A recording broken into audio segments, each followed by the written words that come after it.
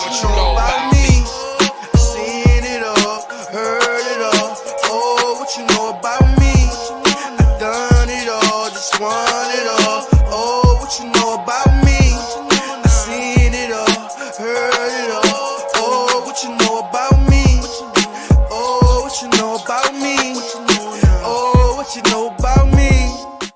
Hey y'all, welcome back to another episode of More Than a Title. We are back. It's our favorite day. It's pod day. We're a little tardy, but it is what it is. We'll get into that later, but this is the fun episode. We're going to do our thing. Y'all know what it is. I'm your host as usual, Jarrett, Chief Revenue Officer at Outside the Box Digital. And you know I got my brother, my brethren, your favorite CEO, Chadeo. What's good, cuzzo? What's the vibe? You already know, man. Listen, we still off the high from yesterday, man. Yes, listen, sir. You know how we like to start the show every episode. G&T, grateful and thankful, man. And this episode of G&T gets dedicated to the whole Reach TV team, man. Shout out to Linwood Bibbins and the whole Reach TV team for inviting us, allowing us to be a part of their Playbook 2025 launch, man. And I want to tell you something. Phenomenal presentation, phenomenal event. Me and Nadège was there, man. And I ain't gonna lie, Nadège, it excites me when I get around us and we could put our chests out with some shit. Like, you know what I'm saying? Like, when we get to these events and there's people that look like us and come from where we come from, doing their thing on different levels, for some reason I get a euphoric feeling like, yo, we doing this shit. Like their wins, I felt like was my win. Like, shit, this my shit too. Like, you know what I'm saying? So, shout out to the whole team. Again, hosted at the New York Stock Exchange. Once again, shows you the level that they're operating on. Not anybody can walk into the New York Stock Exchange. We were there for the event, got a chance to go down to the stock exchange floor, watch the closing bell. Phenomenal event. Thankful for the Reach TV team for making that experience such a transformative one, not only for the More Than a Title crew, but for everybody in attendance. G&T goes out to Reach TV. Yeah. And sis, I thought we was going to intro sis before we did the grateful thing. I was excited. I'm sorry. I'm sorry.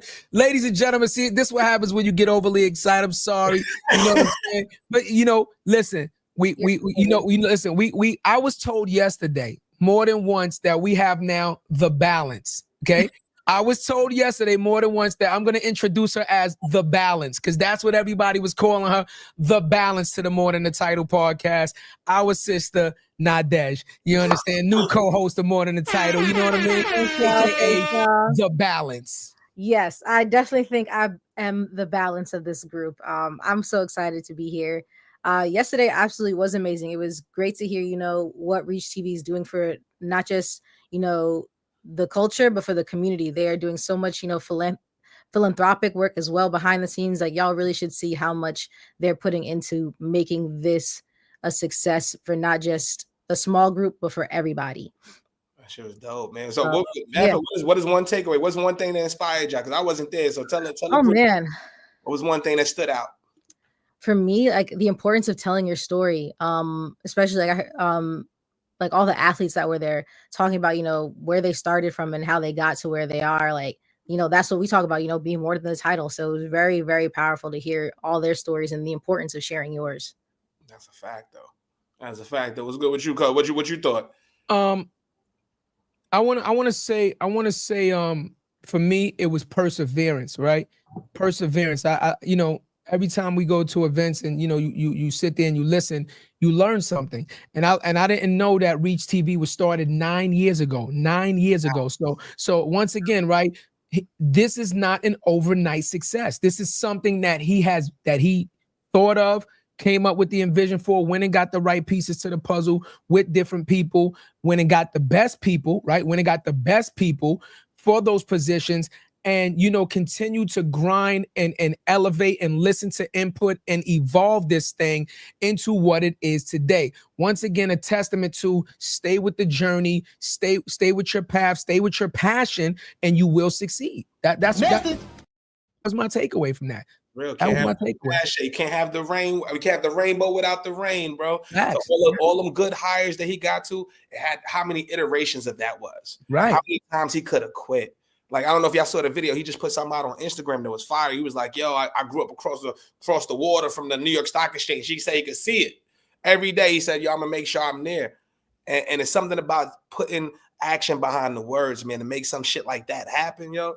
It's just fire, man. So shout out to him, man. Shout out to the entire team, man. Shit is super dope, man. And motherfuckers look good. You heard? Not to cut you off, but motherfuckers been there looking good, boy. You hear me? Looking good. Again, once again, you walked in and everybody looking good, smelling good. Ain't nobody acting up. And the energy was, once again, like a Black Week. Everybody was warming. Everybody was laughing, joking, embracing each other. No hate, none of that arrogant shit. It was just a place to be, bro. It's inspiring, bro. It was fucking inspiring, bro. For real, for real. It was a job well fucking done, man. Made me proud to be in that room. And like I told you motherfuckers on my video, you can't complain if you can't get in. That's a fact. We in the building, baby. You can't complain if you talking all that shit, but I don't see you in these rooms to have a conversation. You know, you outside the club. Come on, man. Talk about it, man. Everybody, and shout out to everybody that's a guest on our show that was there. That's a fact. You know what I'm saying? Like, just to go in those rooms and to have family there, it's a different vibe, man. Shout out to Dante. Shout out to everybody that was there, man. Like, it was dope, man. Shout out to everybody on the check-in. I see we got 7. Let's get it popping. This is Real Talk. So if this is your first Real Talk, this is where we have fun. We got no guests. You are the guest. If y'all want to pull up today, we got several different topics we're gonna talk about. We're gonna talk about everything that's been popping off in the culture, in the world. We got Tay Sweat coming through at 6:30, one of the top stockbrokers in the world, to come through, talk about the tariffs, where we should be investing our dollars. So we're gonna have a great time. So if y'all want to pull up, put it in the comments. We send y'all the link. Y'all come through, come get you one of these. You know what I'm saying? Please. If not, you gonna get one. We gotta pay some bills. We'll be right back. Come in here and not pay them bills. That's a fact, you know what I'm saying? So we'll figure that out. We're gonna come in with your shoulders loose, though. We want shoulder action when you come in. Come in with your that's the. If you ain't coming in with that kind of energy, stay your ass wherever you at. But pull up, rock with us. Let us know what's good. I know sis, take us up. What we doing? What's the topic? Well, yo, I want to hop off what Chadeo was saying. Like, everybody being dressed so great, just the beautiful Black excellence, and for me, just seeing all those beautiful Black women in the space. You know, like that is always empowering for me to see Black women doing their thing and doing it. You know, making it look good, because if it looks easy, that means it's extremely difficult. Yeah. Oh shit, I was slow on that. Damn, nah, yeah. I heard you know. I told you And they made it look easy, so I know there was hard work and effort put in. And just continue off of Black women. Like, have y'all seen the all women space crew? You saw how Gail went to space? Yeah. What are your thoughts? I actually just sent that to Cuzzo like 10 minutes ago. I just seen the meme. Gail look like she about to jump off the joint. No, Cuzzo, if you check your Instagram, I sent that to you like 10 minutes ago. Yeah, or like 20 minutes ago. I didn't really see the articles. I just keep seeing the meme of Gail. I sent it to you. I sent you the whole article. I said, I want in. We need a more than a title space edition. I sent it to you. I ain't going to space. You done lost your fucking. Now, come on, bro. Come on. First of all, hold on. Time out. I'm mad at you. Let me tell you, I'm mad at you. What's good? Because my fucking one chip pepper shit expired waiting on you, bro. I would have did the chip joint. So, ladies and gentlemen, for content, we was gonna do the one chip challenge for you guys and eat that fucking ghost pepper crazy death chip. Cuzzo was in, but the problem was when we was in Atlanta, I didn't think he was gonna be into it. So I only bought one fucking chip. Them shits is $20. So listen. So I only bought one, and we was trying to get another one so we could do the shit together. I went and looked at it the other day, motherfucker expired. I'm ready to eat it anyway. I ain't gonna lie. We black people. If Nadège is down, we all do it. What's up? Huh? If Nadège is down, we all do it. What's up? So now we gotta get like an unexpired one. We order some. We'll take it to France or some shit. Let's do it.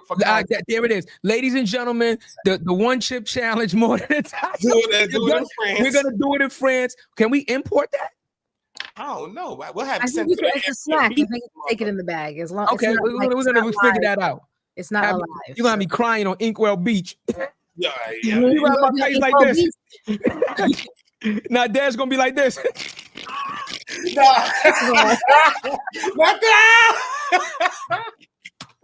that. Chill.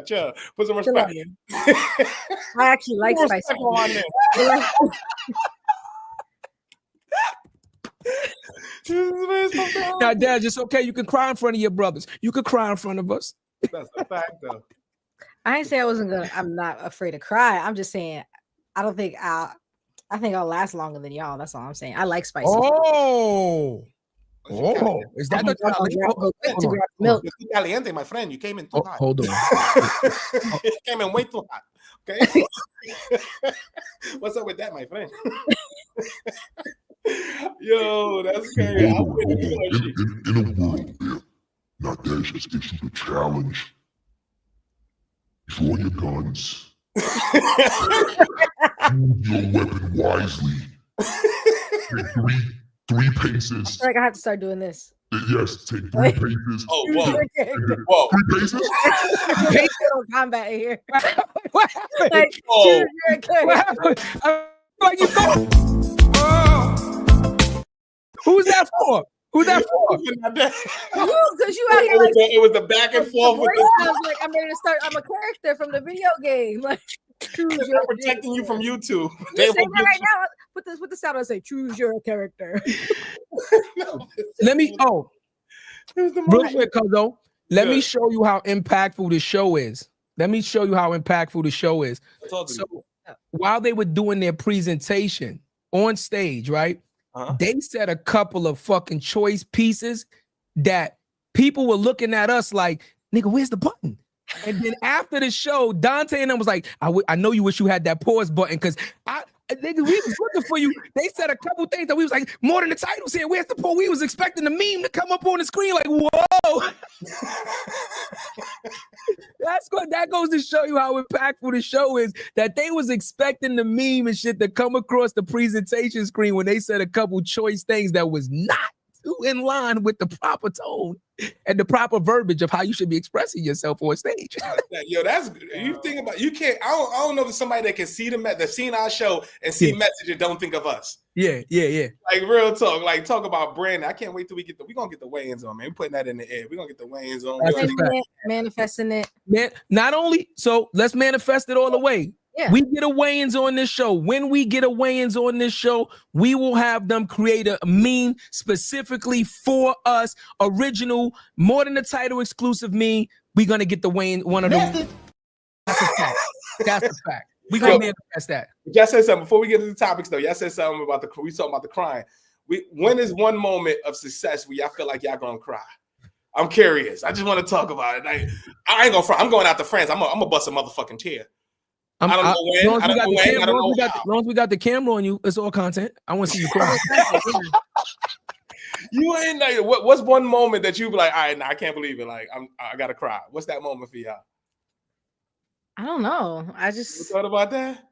I know my moment, but I'm gonna let the balance go. Balance. I'm gonna let the balance go. balance. So maybe like a Don't be moment off balance now. cry. I've never really thought about it because like I'm not even gonna hold you. Like I definitely am a crier. Like all my friends will tell you like Nadège cool. Like I cry about everything, even like the little puppies are like, for that's 10 cents a day, you can save this puppy. Like so I think I'm gonna just be like in awe of the whole experience. You're just gonna see me crying a lot, probably, or just like I'm straight. It's gotta be, but then you start, and I gotta do it. Nah, I'm. Oh, you are you? I know. Cry when other people cry. I'm keeping it 100. I'm pulling a Gilly. I'm not even going. Shout out to Gilly, man. I'm taking for your playbook. I got my song ready. Yeah. I told Cuzzo the other day, I found my song that invokes my fucking spirit of just. I got my song, and when we get that contract, when we get that fucking contract, and we sign on that fucking line and execute that and become officially part of the 1% from where we fucking came from, legally part of the 1%. I don't Jordan face all day. I'm gillying it. I'm keeping it 100. I'm hugging my mama. I'm hugging everybody. I'm snot bubbles. It's going down. Yeah, I feel like you're gonna pick a song that we don't. You're gonna pick like DMX, like No, Party you know the song. You know the song. Oh. No. You know the song, and you'll respect it when you hear it. It just does. It does it for me. Like I said, it does it for me. And the crazy shit is, I just newly got put onto the song, but when I hear it, it's my celebration. I need it. You ever? It's different. You hear songs differently. You ever hear songs differently? But like it hits different when you're going through it. Oh yeah. You going through that shit at that moment when you I think that's why I like it right now. Because we fucking going through it. And like, yeah, I felt Meek got a lot of those. I was listening to Meek the other day. I was like, God damn, he's talking some shit, bro. Like, but when you actually put in that work and you actually doing it, and you know that somebody's going through that same shit, it hit different. So I don't know my strongest, but I'm telling you right now, I'm crying, y'all. I'm going to Cannes. I'm gonna see so many people out there. I'm crying. I'm crying the first night or the last night. First of all, the first night is my birthday, so we gotta get stupid. We gotta do something crazy. I love a good birthday. I'm like right on the beat there. And it's Father's Day. We gotta celebrate that Sunday because it's Father's Day. So me and Cuzzo gotta celebrate. We're gonna do our thing, do our toast, and on Monday we gotta get stupid. I don't know what we're gonna do, but we gotta do something specific for the B-Day. We jumping off the yachts.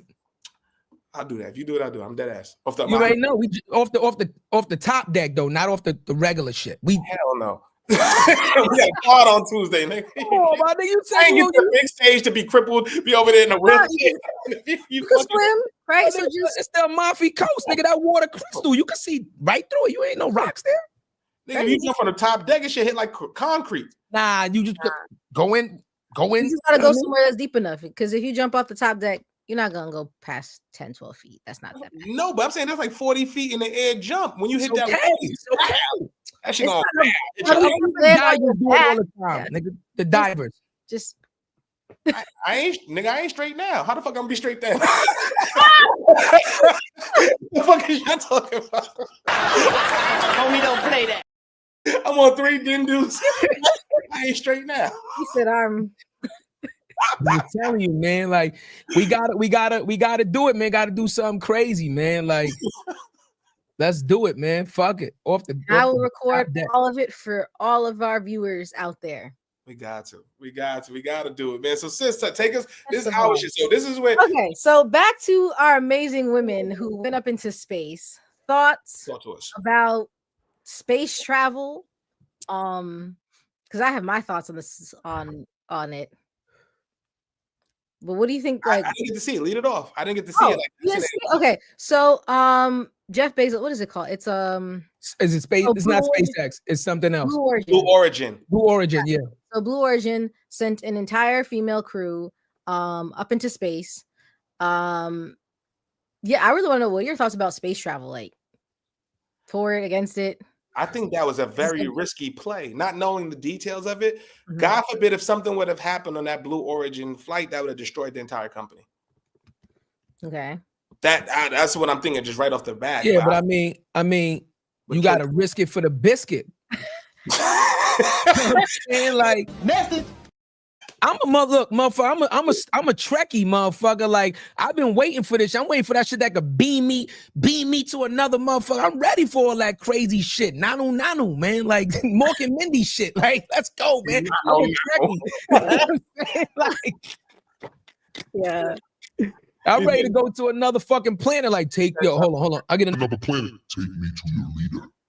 But hey, it don't take more than all it takes is one bad flight. Like for me, not knowing that they already have Blue Origin flights up there, all it took is that one flight with all of them celebrities up there for something to happen. And then there'd have been national news coverage all over the place, global coverage. I have to disagree. Look how many plane crashes just happened. Motherfuckers ain't gonna stop flying planes. Remember when planes were first brand new, it was the same exact thing. Are you crazy? You're gonna put people in a big ass mechanical fucking thing to fly at 30,000 fucking square? Are you crazy? Again, look at all the things that happen with cars. It might not seem that crazy, but it's the same aspect. It's new technology. People have to be the first to test it out, and you have to get the kinks out and work it out. And then guess what? In our generation, we're going to see that as mainstay. It's the first, but I guarantee you once other companies are going to get a hold of it, they're going to perfect it. And then that's just going to be crowded. It's going to look like the fucking Jetsons up there eventually. But it's not perfected. That's what I'm saying, right? We got people in the space station right now that are trying to get home. We had them there for like a year. So how are we doing these flights? They just got home like a couple weeks ago. They brought them home. I think the SpaceX shuttle went up and got them. That's the crazy part. So All I'm saying is the process is not perfected from takeoff to landing to all of that stuff, right? And we got astronauts that do this for a career that's up there and they can't get back home. Why the hell am I gonna take a risk and go up there? So you're saying I'm not trying to be the beta tester. Hell no. When it's all right. and you get that shit on JetBlue, I'm good. But can I say this to you though? It's JetBlue, y'all. There is something about being a pioneer also. And I ain't gonna lie, right? What are we doing here? We're pioneering our path. We're not taking a path that's already designed, right? We're taking a different path, right? Like ours is in life or death. That shit is life or death for me. I don't know. Like literally, like in Long Island, it's life or death over here. Metaphorically, yes. I'm about to sell a Okay. screen or Someone in the comments said they've already flown 30 missions. 10 of which have been carried, 52 people to the edge of space. Jeff Bezos was on the spacecraft that first flew in 2021, and it was followed by 15 test flights. So that, like, you know, the odds are better. 15, and it would be the 16. No, it's been 30. 10 of which have carried 52 people to the edge. So there's been 30 total missions. 52 people have already gone up, and in 10 of them out of the 30. There you go. You need a 0 on that, and then I'll go. He said, we miss you, Shirley Strawberry. Where the fuck you been, baby? See, this is why we need you. This is why we need you in the spot. Won't you get the link, bro? Pull up, man. Pull up, hey. This is our first. Shirley. Come on, Shirley Strawberry. Where you at, man? Pull up, hey. We need a link now. Pull up, bro. Stop playing. I can't. Okay, so what are your thoughts about it being an all women's crew? Because there's been a lot of like slack on social media. I loved it. I loved it. But what I would have liked to see. I'll tell you what I would have liked to see: somebody regular, not a celebrity, not somebody multi-millionaire, not somebody of a certain status and Gayle King and Gayle King, and, you know what I mean? Right, you know, all very prominent people. I would have liked to see Next Door Susie or somebody that, you know, got chosen from an average person to be able to go in and experience that. Did they have any kids on the flight?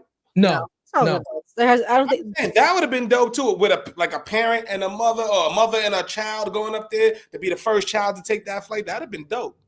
Well, again, new technology may be not suited for children yet, because technically, I don't know if there's ever been a child in space. So that would have been the first in history. The first child. Right? Remember, children are much smaller, so you have to the. That's what I'm saying, right? Yeah, distribution, G-forces, all those other mathematical things that are there above me. Yeah, for the clips that I've seen, I think for them it was a life-changing moment. Again, we live in one planet on the surface in a solar system that is huge, right? To be able to go outside the planet, and like in the clip Mass, you can hear them saying, "Oh shit, look at the moon," and just to be able to look down on Earth and say, "Holy shit!" Like we live somewhere down there. You know, yeah, bro, yeah, right, yeah. Bigger than me, like this. Yeah, yeah, man. What do you think when you see the moon? Right. Like it's right there. That's crazy. And I ain't gonna lie, like you know, just in case I'm put it in the world, if we do it more than the title and we go up there, us three, 4 of us, and some radioactive waves want to hit the ship and give me some superpowers and shit. Just, let me fly. If I got, radioactive waves hit the Fantastic Four us and shit, I want to fly. Just come back as Meteor Man. I'll be the real Meteor Man. Yeah, what kind of superpower would you have? You're gonna be a Golden Lord.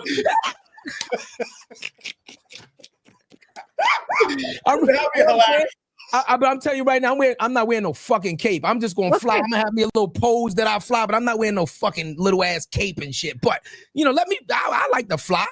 I'll come back like Blank Man. I can't do it. That's my luck. I ain't fucking with it until we get the big check. I'll go with y'all. When everybody's straight down here, I'm good. I'll go with you. What about you, Nadège? If you got hit with some radioactive gamma rays and you could come back with a power, what would your power? What would you like to be able to do? Oh, I hope it's to teleport. Okay, there you go. Shit, teleporting is good. Get one of these. Paris. See ya. Never gotta fly again. I might not get there as fast as you, but I could put the arm up and he said I'll be there in about 20 minutes at Mach 3. That or telekinesis. I would definitely like to just be like and it just objects are coming to me. Yeah, I love it. Okay. I ain't gonna front. I would like to, You have the power to read people's minds. That's That what I way was about to say. That's exactly what I was about to say. you could just start slapping the shit out of people for no reason. Like, yo, why you slapping, nigga? I knew what you was thinking, motherfucker. Motherfucker, what you said about my fit? I feel like I have to be allowed to turn it off because if I can hear everybody's thoughts, some people's thoughts. That would be kind of. I don't want to hear all that. It depends where. If you could turn it on and turn it off, maybe. Yeah, because sometimes Kind of you know, situation. depends what you wish for. Yeah, no, but I ain't gonna front. If I'm sitting there on the joint, I know I gotta close one. Let's cut this. I know you like my bro. You can stop and check, please. That'll be the number one salesperson in history. Let's just call it a night. Let's just do that. So I want to continue on with the celebrity. 20%, I want 30. You'll be happy with 22. I'll give you 22. Let's just cut through the chase. Let's go get a steak and a blue moon, and let's make this thing happen. Let's make it happen. There it is. That was mad funny though. No, My fast because y'all are really funny. I'm laughing to it. I know it's hard. I know you're getting adjusted. I'm just saying we got to think about the possibilities because real talk, there are gamma rays and stuff up there. There is a lot of radiation up there, right? Understanding that when you leave the atmosphere and you go through the pockets and, you know, there's a lot of radiation and a lot of just things that the human body is not used to up there, right? That's why you have all of that shielding and all of those things in place to kind of shield you from that because they don't know how the body's going to react to it. So I'm just saying, right? The theory of evolution is we do evolve, right? Our cells are able to evolve and things of that nature. So you never know, with the right motivation, it might push evolution a little further and force your cells to evolve. And you know what I mean? Give me the X-ray eyes, nigga. I take these shits off and burn a motherfucker. X-ray eyes or laser Let me eyes? take these shades off on the mother. I think he means laser eyes. Huh? You said laser eyes. Yeah, laser eyes. I'm sorry. What's the X-ray? Cyclops. X-ray is okay. Cyclops. Give me X-ray eyes too. I'm like, God damn, girl. Can't take them nowhere. God, We won't be, sis. But what are your thoughts, sis, on the all-female crew? Wait, I ain't gonna front. I would love to see one brother. They can't get one brother. Not one. I mean, I think it's always amazing to see, you know, women do incredible things and highlighting women doing those things.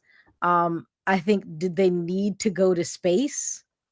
No. I don't know if y'all know who Emily Ratajkowski is. No, who's that? that? Who that?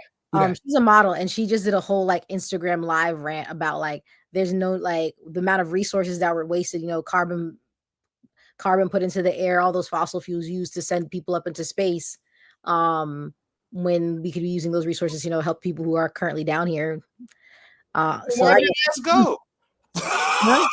Why her ass go? She wanted that. She didn't go. No, she didn't go. She didn't go. No, she wasn't one of the people who went. Okay.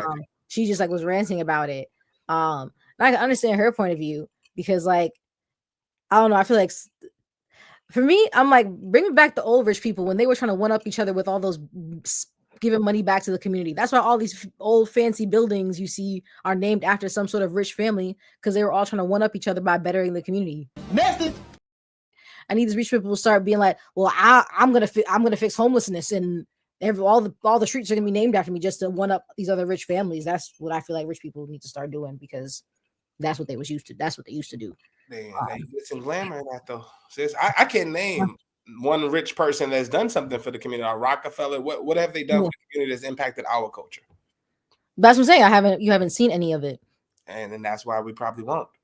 We have to change the narrative. I think we got to do more of a deep dive because there are a lot of these families that donate tons of money to causes of their choice, right? And they might not be very vocal about it. Again, not saying I back him, but just using a wealthy person as an example, the Gates Foundation, right? Not Bill Gates, but his wife, right? His wife donates a lot of money towards like education and things of that nature, right? So there are a lot of people that donate a lot of I think they do donate a lot of money, right. But I also think they also have enough money to solve the problem, and they don't solve the problem. Well, I mean, if you donate the money to, sometimes fixing the problem is not solving the problem. Agreed. Sometimes fixing the problem is not solving the problem. You have to get to the root of what the actual issue is and systematically change the mindset of what got to the problem, right? Yes. And then I think that's how you kind of do it, right? Yeah. For And I example, think- somebody's homeless. If you give them money, right? If you give them money or give them a place to live, now they're not homeless. Now they're not hungry. But if you don't give them the know-how to maintain that property that you gave them, or a job or something to get them food, then how long are they gonna not be homeless again, right? Or so, you know what I'm saying? Kind of. What I'm saying. You're see, and that's the solution to the problem. You need to provide all the resources for success, right? I agree. Don't just try to fix the problem, solve the problem. And solving the problem gets expedited by throwing money at it. And a lot of people have enough money to do it. Because we are now in a state of wealth gap that is comparable to the French Revolution. And what happened then? Are you muted? No, we letting you talk. Oh, no, I'm saying the middle class is being wiped out. It's only haves and have-nots. It's like that. That's what it is. Yeah. So, I agree. And just so you know, really quickly, we got a lot of comments on Instagram, especially for Nadège. Janky Yaz Feats said, "I'm so proud of you. You're doing the damn thing." Yeah. So thanks, boo. Yeah. You know what I'm saying? Yeah. You know what I mean? But yeah, and a lot of comments and stuff. That's just my thought. I think, history tends to repeat itself because we don't. Well, no, history doesn't repeat itself. People do. People repeat themselves. And that's usually because knowledge is consolidated to those who are informed. Method. That again? I said knowledge is consolidated. So to only those who can be informed. Did you get what I just did? What? I made you repeat yourself. If you never noticed, when he made a point, he said, "Hold on, I'm gonna say that again." Okay. He said, "Hold on," I said, "I didn't get it." Beat yourself. He did. It was like 5 minutes earlier. It was her point. Okay. It was her point. Say something, I'm like, nigga, say, hold on. If I say you do this, it's that. Well, hold on, let me say it again. If you do this, he be in mode. I love that. I'm childish. You are. I'm glad you know that. That's all that matters. Know who you are and be unapologetic for yourself. That's all we can ask for. I love this shit. I'm being my authentic self. Exactly. Be unapologetically yourself. Yeah. Try to call. So remember when the World Health Organization tried to call Elon Musk out by saying he could wipe out hunger and he would. You got to finish the sentence. That's got a nigga on a cliffhanger. What is it? And he, God, don't be typing that shit on Twitter where you fucking limited to 60 characters. Yeah. Oh, he would have been blocked immediately. He got that AI that kicks people off. Dot ran out of characters. Ran out of characters. That shit, bro. Come on, baby. We live. We ain't fucking recording. Yeah. Okay, I want to keep on the energy of celebrities. What do y'all think of Coachella? Honestly, I want to go. Can we go to Coachella? But what do you want to talk about Coachella? The actual performances, the brand activations, where we going with it? Right. Let's start with the performances. Did y'all see Missy Elliott pop out as a transformer? She came out as Optimus Prime on a night. Yo, that was probably one of the best stage props I've ever seen, bro. Like, I'm curious to know the story behind that. Like, how long did it take to prep, build that out? Who did you go to build that out for? You know what I'm trying to say? Like, artistry. Performing that. But that's Missy. I don't expect nothing less from Missy. She's a fucking genius, and that's what I gotta say. She's an absolute fucking genius. One of the most creative minds of our times. You know what I mean? Like, that woman is a fucking genius. So I don't expect, and she's a game changer. She's always been that. She's always been, I'm gonna do my own thing, come out in a way that you never thought, and just fucking blow our minds. So shout out to Missy for staying true to form, being your authentic self, not being afraid to try new things. Again, that's all I got to say about that. Phenomenal. She's the best visually, and she has great catalog. Visually, her videos is crazy. She's the female Busta Rhymes. Like, them two together from visuals are the best in the game, right? But one thing I will disagree with, Billboard just came out with a joint, top 25 female rappers. You saw that shit? She was number 2 on the list for female lyricists. I've got to disagree. For lyricists? Just who's number 1? I forgot who was number. Now I'm looking. Nicki Minaj. So Nicki was number Best 1. lyricist? They had Lauryn Hill as number 4. Nah, Okay, I did see that. nah, See, I don't know if it's based off of like. nah. See, Nah, that's I agree. Those women absolutely they need to be on the list. That order, I don't agree with that order. If we're talking lyrical prowess, Missy is nice, but she doesn't beat out Lauryn Hill. She does Lauryn not Hill's beat out definitely Lauryn Hill. No, I'm sorry. But Yeah, I love Lauryn too, but do you consider her a lyricist? absolutely, Yes, absolutely. I consider her more of an R. She's like SZA to me. I don't get her the hard verse. Her wordplay is crazy, bro. No, no, she. Yeah, like I used to like study her when I was in poetry class, like in high school. Like I used to study that. No, like no, she poetry wise, she's a deaf poet. The Mystery of Iniquity, fire. Like That's all that type of stuff, like right. But that's not like as far as a rap. I'm talking about. Would you put her in a cipher? She going crazy? Nicki. Yes. No. Yes, she's going crazy. I'm gonna have she's going crazy. Now yes, is it like? Do I think she'd be like? No, like that's not her flow. It's gonna be very like chill vibes. Like I feel like that's putting like Busta Rhymes and Snoop into a cipher. Like clearly two different vibes, but they're both gonna eat. Like yeah, but I don't consider Snoop a lyricist. Yeah, you see, now we talk. Now we consider Snoop a lyricist. Maker. I don't consider Snoop a lyricist at all. So when I say lyricist, I'm talking about the way you set up the bars, the punchlines, the story that you tell, the flow. All of those things go into one, right? Like I don't see that from Lauryn. Like yeah, she has songs like she got that Miseducation is a classic. But I got to see more in the catalog. I say the same shit about Biggie and Pac. I love Biggie and Pac, but how can you compare them to Hov when you got 500 more songs than them? Drake when he got 800 more songs than them. Damn, that's the gods doing it? The rap gods? What was that? Niggas was tight at me. They're about to smite thee. I'm about to get smited. Oh, there we go. So, ladies and gentlemen, again, it's Real Talk, and we love this type of segment on Real Talk. We told you it's for the people. We haven't done one of these in a while. So, continuing on with our conversation, we got a guru. And when I say the guru, we talking one of the best to ever do it in the game. And we're going to bring him back on the show, a brother to the show, a friend to the show. Like I said, one of the best. And I'm going to say phenomenal. One of the most phenomenal dudes to ever do this trading thing, stock thing in the game. Our brother, Tay Sweat, is in the building yet again. What's going on, fam? What's going on? He was good. Hey, man, I'm blessed, man. How y'all doing? We blessed, bro. You on mute, cuzzo. You on mute. I get the bell. I had it on repeat. My bad. What's good, though, Tay? What's good, broski? Hey, man, you know me. Look. Taking it easy over here, man. Family guy, I'm chilling, man. Look, dodging I just saw your text. Trying to stay away from that type of New York shit, bro. I'm gonna let y'all have it. It's crazy. It's crazy, bro. But I'm gonna go one further. I'm gonna tell about what we was talking about before. But like me and Tay talk to each other, bro. We text each other, Like, I just want to say, bro, I saw you get the #1 spot. So I ain't gonna lie to you, man. We're gonna put up a cup, man. We're gonna put up a cup, man. Congrats.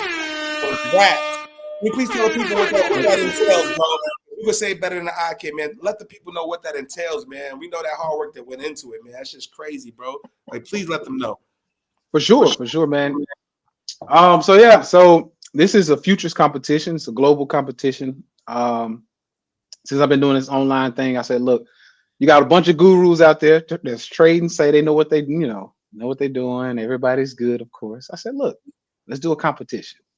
Nobody wanted to really do a competition with me. So I said, okay, let me go somewhere where they're doing, competing in the trading world. So this was a global stage that I could say basically it's not just, we got a joke. We say not just the city, the world, Craig. So, the world. The world, Craig. We burst it. And let me see how I weigh up against, pretty much every trader in the world. And so last year we hit first place. I got a little too much attention. I didn't like it. I jumped out the competition. But this year, I started I'm building my hedge fund, and I was like, I need to actually do this so people can say, okay, you are who you say you are. And so went back into the competition. We hit first place in less than 2 months. So, everything's good, man. Everything's good. So yeah, we eating. Yo, bro, how many hours do you dedicate to trading? Just to let the people know, to give them context. How many hours does it take for you to be number one in the world, bro? Honestly, man, it's one of those things where the work compounds over time. So you have to put, I'd say, at least 10 hours a day in the beginning stage, really understanding, figuring out what the market's doing. Because it's like a movie. I tell people all the time when I teach, because I teach people one-on-one how to trade. And I say, listen, it's a movie that plays about 10 different scenes. And if you can watch this movie over and over and over and over again, you'll start understanding that each scene is going to play out in a specific way multiple times over the years. And so starting out, like I said, you're gonna get at least 10 hours of hardcore, uninterrupted time in the market. Like you have to be focused. But then as time goes on, say I've been doing this for almost 12 years now. Now, hour a day, maybe. He said, I just do it when I have some spare, just an hour. No, hold on. Wait, before we get any further, Tay, I want to introduce you to our new co-host Nadège, because when you was on the show last time, she wasn't a part of the team. So we brought on Nadège, aka The Balance. So The Balance, that's our brother Tay Sweat. And you heard him, he's number one when it comes to stock trading and shit. So when we get some money, you know where we going. Right?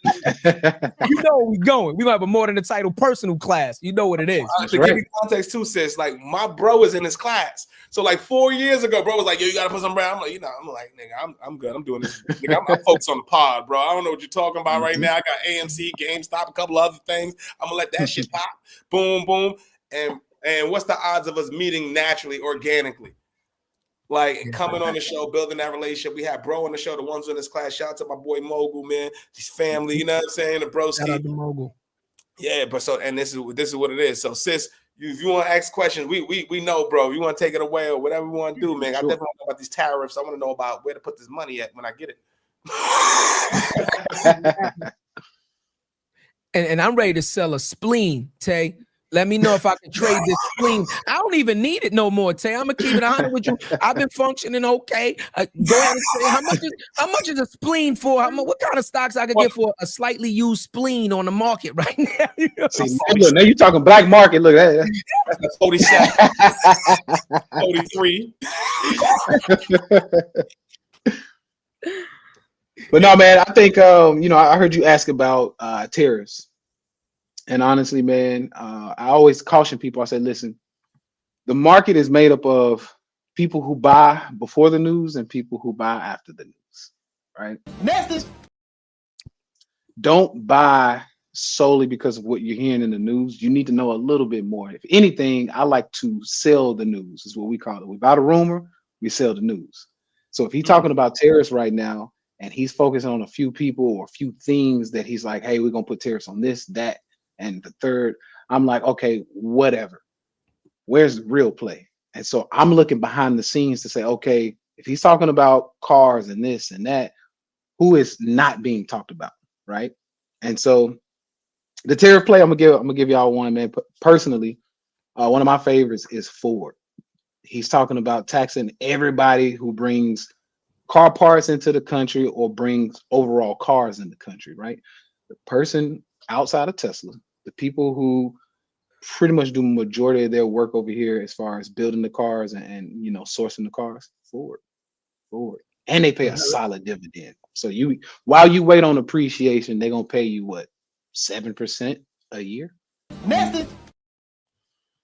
So I like Ford, man. I'll be honest with you. That's one of my favorite right now, for sure. Damn, you had me fucking with AMC and GameStop, bro. I was making the squeeze, bro.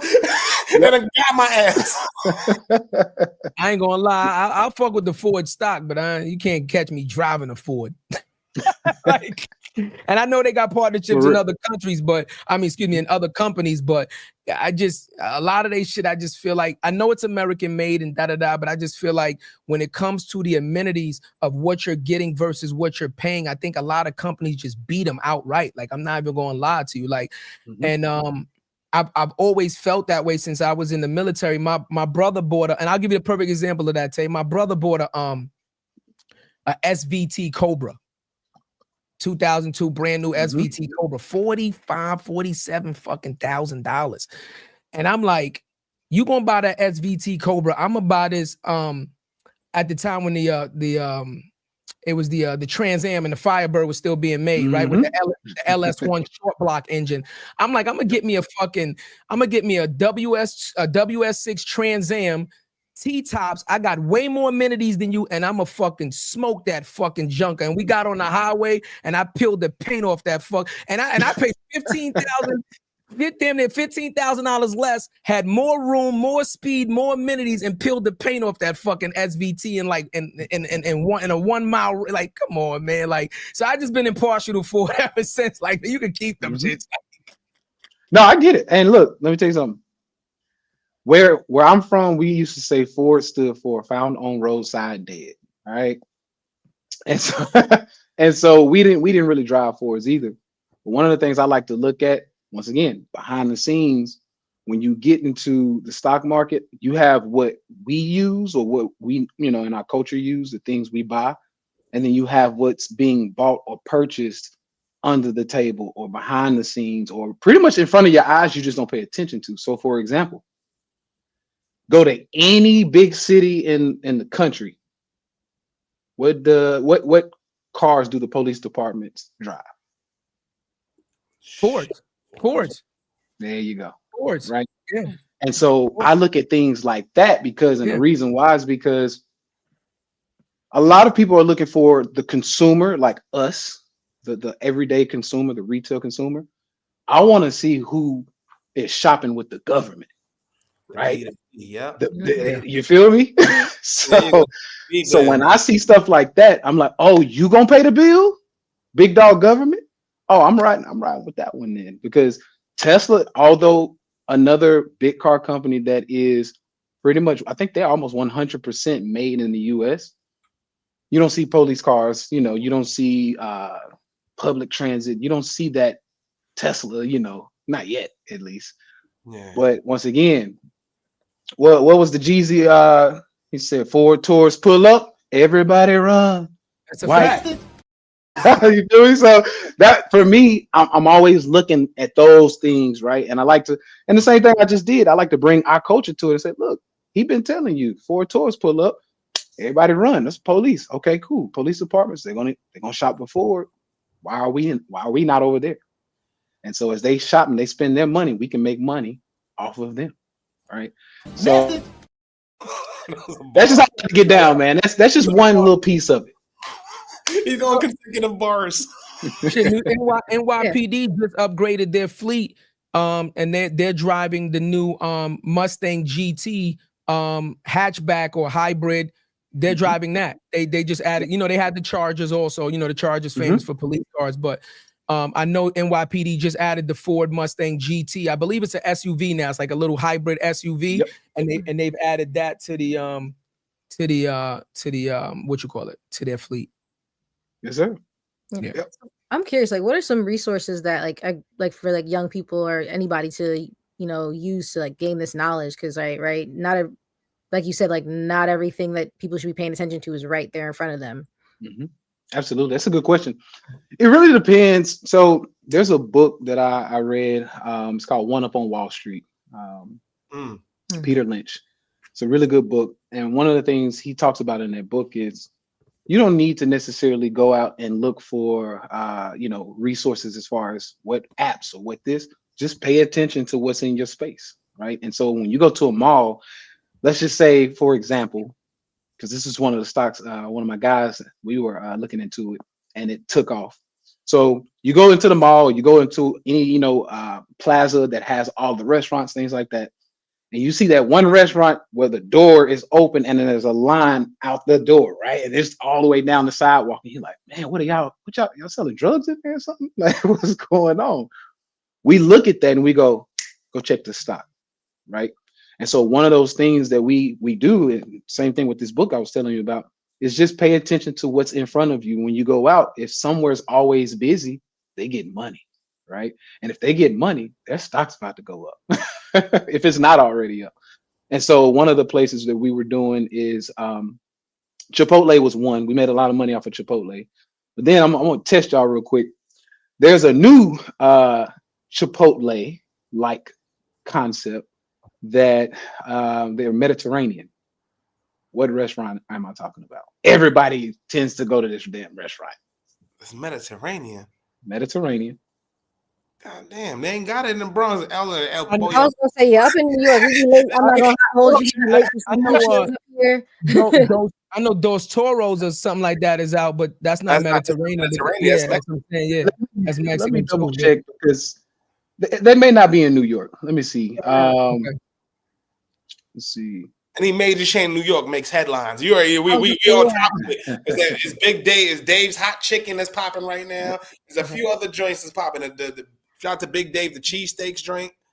I'm not gonna hold y'all when I it's never even heard of up here. Never heard of Big Dave's.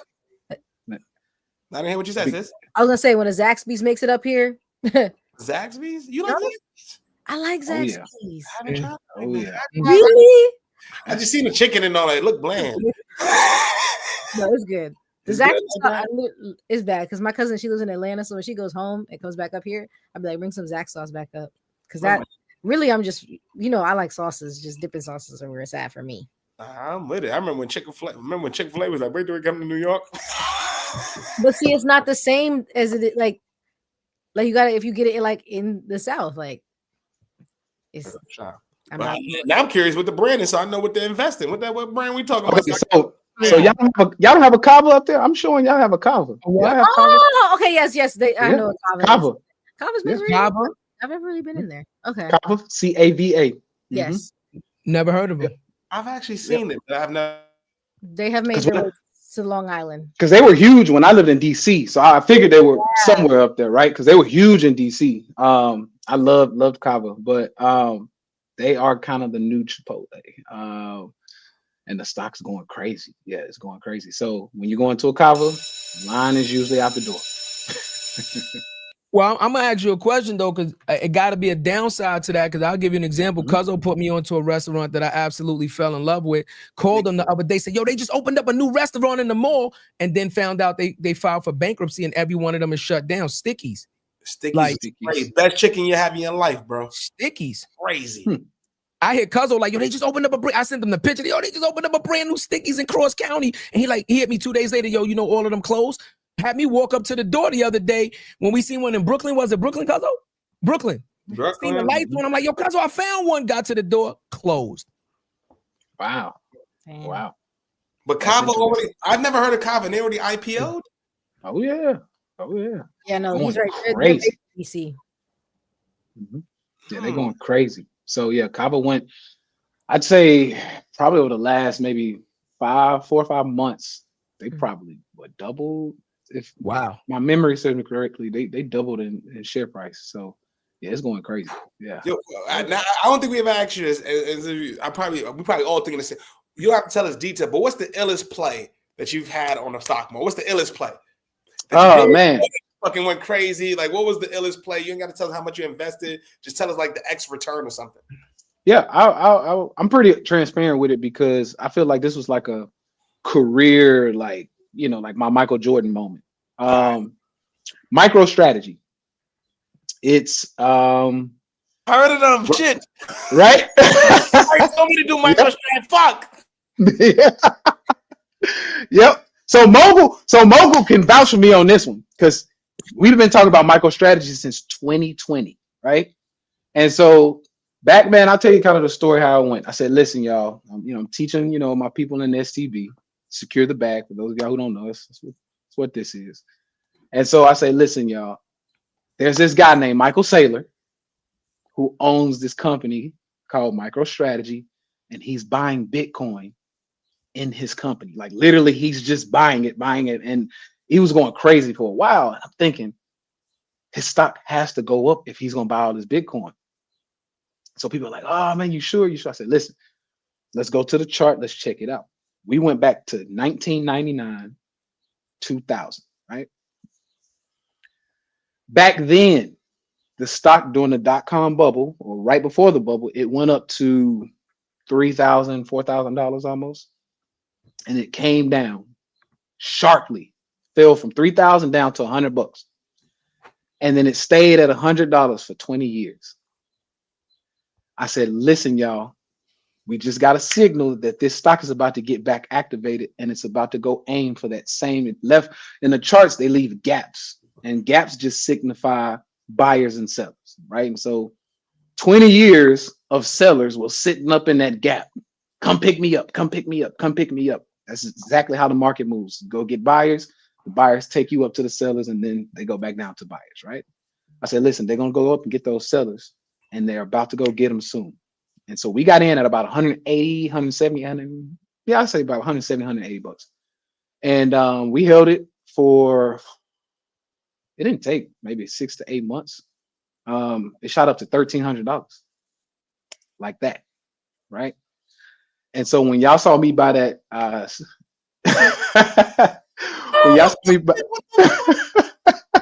He went and got the Lambo. He went and got the Lambo after that. Yeah, That's that's the the- Lambo. Entire life, my boy cut his braids off. He went different. He went and got the Lambo after that shit. Yep, that's what I went to buy the Lambo with. That was that play was what I bought the Lamborghini with for sure. And I told everybody, I said, listen, it's not done though. I said, listen, we went from 180 to 1,300. I said, but it's not done. It's gonna come back. It needs to breathe a little bit. I said, but it's not done. They're still trying to get to close this huge gap from 1999. So it came back down. Here's what hurt everybody. It came back down to like $200. So maybe not 180 where we got in, but like 250. And then the thing shot up to I think 3,100 and closed the gap that I told him it was going to close. And yeah, I made a couple millionaires off that play. And so that's why I said that's like my Michael Jordan moment, because not only did I eat off that play, but I helped a lot of people eat off that play. And so it was a good.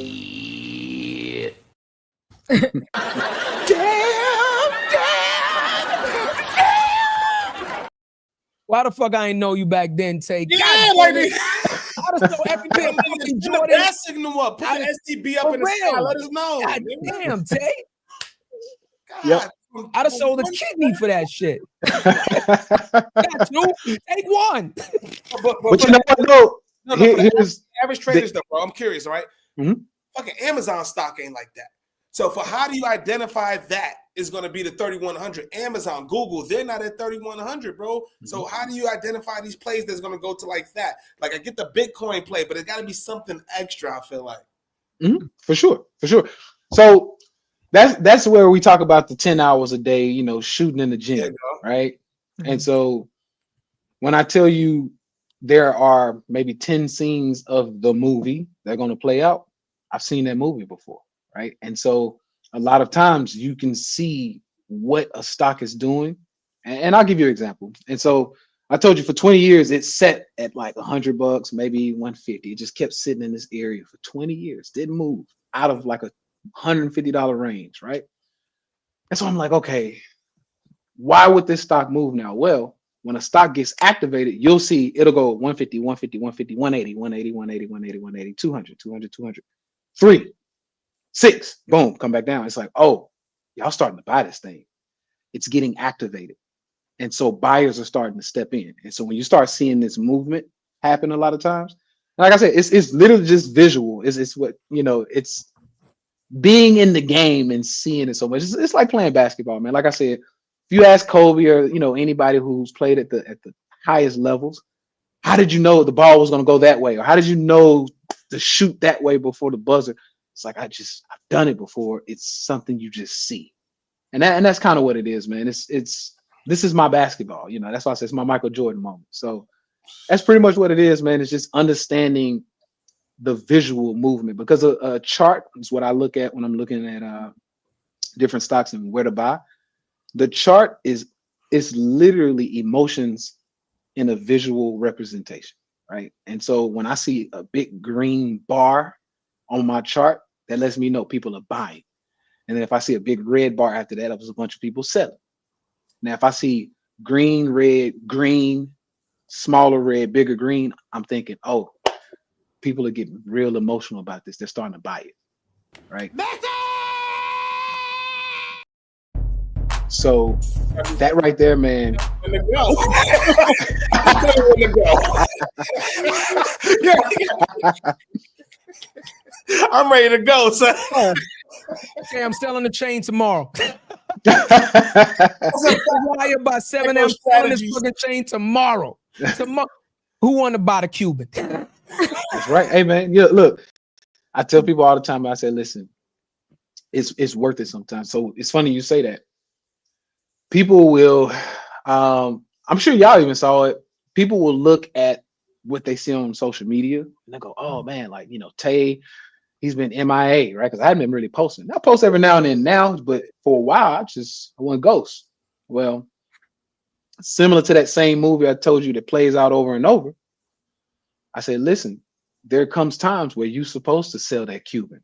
There's times you're supposed to sell, you know, I sold my Rolls Royce. I sold, you know, I was like, hey, take it all back. I paid cash on my car. So it was like cash, like give me the cash back. And a lot of people in our culture, especially, and I want to put this out here because I think it's going to be helpful for our people. Yeah. A lot of people looked at me and they go, in our culture, especially, they go, oh, you must have fell off. Oh, you know, things ain't looking too good. I said, no, I see stuff that's on sale. and excuse my language, because I try not to cuss when women are in the room, but I gotta say this: fuck them cars.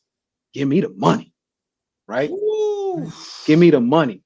And so that Lambo was $1 million. I paid $700 for it. It was $1 million when I sold it. The Rolls Royce, all that stuff. I'm like, fuck that. I can get that back. But at the time, the market had failed. So you're talking early 23. So the market had failed in 2022. And so going into early 23, people are scared. There was nothing really like going on because people didn't want to buy because they thought the market was going to keep crashing. That's when I was buying. And so in 23, I went flat. I had a condo in Puerto Rico. I sold that and I pushed it all into the market. I said, give me this. And over the next pretty much year and a half, so even up to today, the market is, you know, I think I was buying the S&P 500 at 4,000. Yeah, 4,100. We just hit, you know, we hit a high 6,100. So all of that money I pushed in. Right.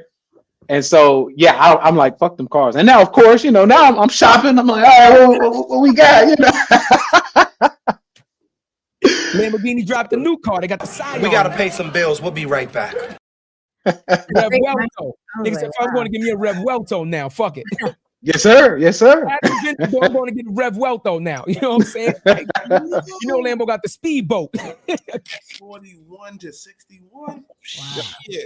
And if you're going all, I'm not saying you're all in, but like shit, if you make a big play on that, that's a major play. I don't know if they get that. Since I see you cooking up to like, no, I'm thinking like what? Like for the novices in the room, like carrying a zero. like because that's you have such a, like a great mindset on like on the plays and like you said, like it's like basketball, like practicing. Like what can some novices do? Because you know, like I'll say like my generation, like that's what being pushed right now for us to invest, save your money, start investing it.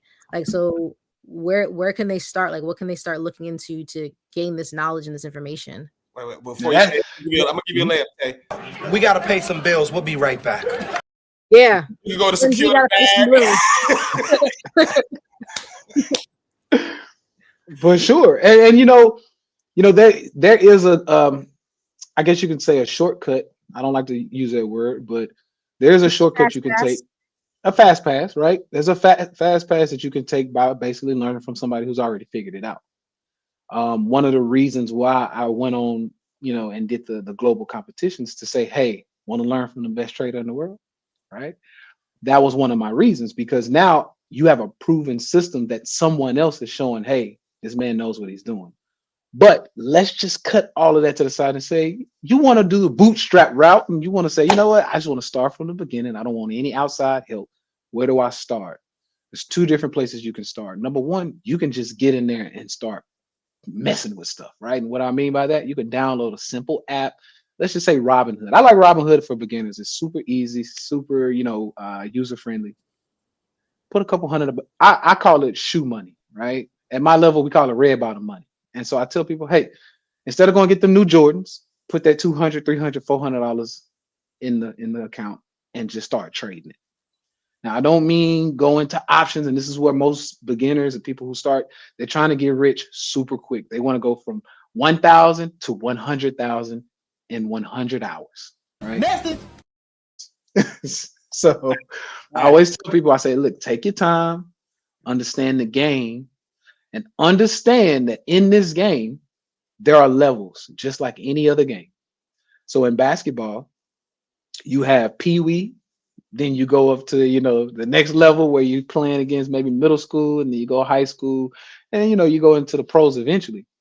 The pros would be short-term options trading, right? That's LeBron James, Michael Jordan. You playing against me. And so don't start this game out and think you're gonna walk in the gym, lace your shoes up, and try to play against me, right? I've been doing this 12 years. And so I tell people, hey, start off with your, take your red bottom money or your Jordan money or, whatever shoes you like. Instead of going to buy the shoes, put it into the market and just buy some shares of, I don't know. You probably got an Apple, go get Apple and watch Apple do its thing, right? And the reason why I tell people to do this is because you're not going to pay attention to anything more than when they got your money. You ever seen a dude walk down the street after you done gave him some money and you watching him walk, you like, well, you walking a little too smooth. You got to have some cash. Where my money at? Right? You're a little in your step. And so just like you watch that person you gave money, that's the way you're going to look at the market. And so if you put that money in the Apple, you're going to watch every move Apple makes. Right?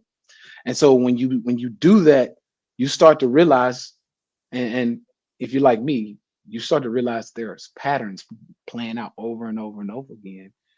And then if you're like me again, you start to ask questions. Does that pattern do this on this stock every week or every day or every month? Right? You start figuring things out.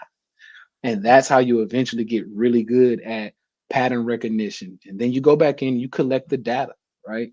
I actually might have some data for you right here. I'm going to show you what the work looks like. Let me see if I can.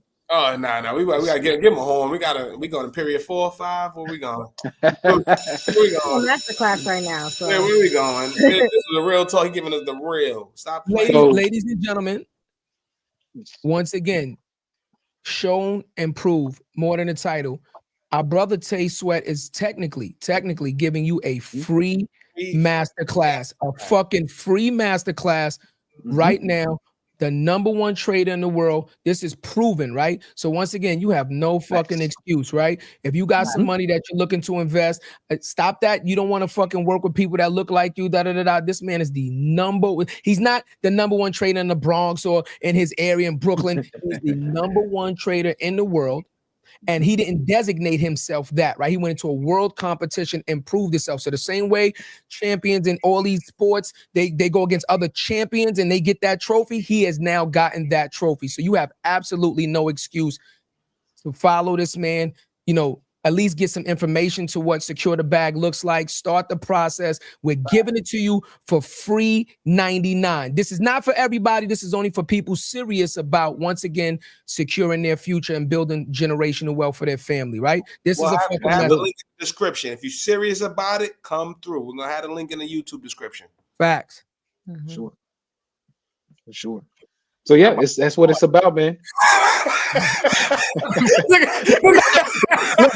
But I can see it in your head right now. You're like, hey man, I think I'm ready to put some money to work. Nigga, the zeros carried over. I promise you, like, I'm the money guy, bro. I've always been smart with my money, and I just never had the education to do stocks. Dot, we call him Dot, but Hayes, our Shirley Stroy, he's into that shit, bro. Dot, I'm telling you, he's saying preach right now. Dot, I'm telling you, once we get back to where we need to be, we putting your ass in this fucking STB class. Your job is to fucking master this fucking course and be our resident fucking, you know what I mean? Like our resident Tay, man. Fuck that, bro. Cause Dot love this shit. Dot love this shit. Oh yeah, and you have to. You have to. Yeah. If you don't love it, you won't. I'm telling you, you will not succeed. And so a lot of people, they tell me, they say, hey, Tay, you just got a gift for this stuff. And I agree. I do. I like numbers. I'm a numbers guy. I could take pretty much any numbers you give me, and in my head, I'll start moving them around, right? And so Yep. that's what I do. But what I will say, although this game is not for everybody the way I personally do it, Mm. this game should be played by every family, for sure. Every family. Yeah. And so that could be long term. So like I said, with you, you know, putting a couple $100 into like Apple or something like that, just let it go. Just watch it. And Mm. what you notice, stuff like Apple, Microsoft, some of these companies, you could have got them back in the day in the 80s. And they have these, there's these like memes or these statistics where they're like, if you put $1,000 in Apple back in 1980, it'd be worth $5 million today. And it's like, what the hell? Like, are you kidding me? So that's why I tell people, even if you don't want to play it the way I play the game, which is, you know, more of a short-term trader, in and out, maybe every couple of weeks, every couple of months, just put some stuff to, you know, put it to the side, let it go.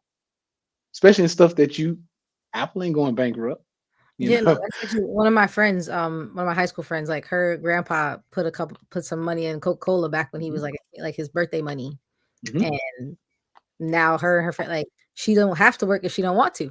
Right. Yep. So like, and so as men, especially, we owe it to our families, our wives, or, you know, whomever, to do this. This is a part of the provide and protect role, right? And so it's up to us to say, hey, even little, like you said, little change.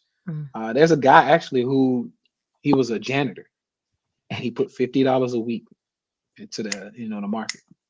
And I think right around, I think like year 40, when he was about to retire, he was a millionaire. So he should, you know. And so the reason I say this is because if you don't want to play the game the way I play it, that's okay. What I'm trying to get across here is that no matter what job you do in this world, and this, some people don't like when I say this, no matter what job you do in this world, it's not meant for you to be that for life, right? Message. Ooh. It's not meant for that. Talk that talk, bro. Yeah. And so I say, listen, you know, because people ask me all the time, what would you do if you start over? If you had to, you know, if you lost it all, what would you do? I said, listen, I said, I'm not too proud to go back and work at a grocery store or work at, you know, whatever I got to do to feed my family, whatever I got to do to get my bed, you know, my bag, I'm in, right? I'd go right back.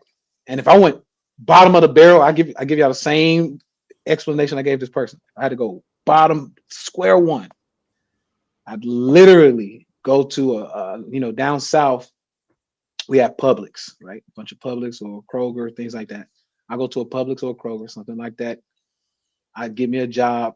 I don't care what, sweeping floors, whatever I got to do, right? I just need to collect some cash. What I'm going to do at that point, you know, find me a homeboy, a friend, maybe, you know, I'm decent looking. I might even smooth me a little woman. Look, baby, let me just sleep on. Baby, you know. I'm ready to schmooze. Get out of your fucking mind. Gotta use the podcast or something, nigga. You know, let me holler at you. You know, I ain't a bum. I got a job. You know, what's up? But no, like literally, I would find a way to have someone to lay my head. That's all I would need. And even if that meant, you know, getting a hoopty van or something, I'd sleep out of the van if I had to, right? I get a YMCA membership or some type of gym membership where I can shower. I can get me some food, you know what I mean? Still got to stay in shape. So I, you know, do a little workout here and there. And I'd save as much money as I can and throw it into the market. Now, thinking that I still have the same knowledge, I'd turn a $500 a week paycheck, or let's just say $2,000 a month, something like that. I'd turn that paycheck into about $100K in a year. Easy. Right? Bumbleclot.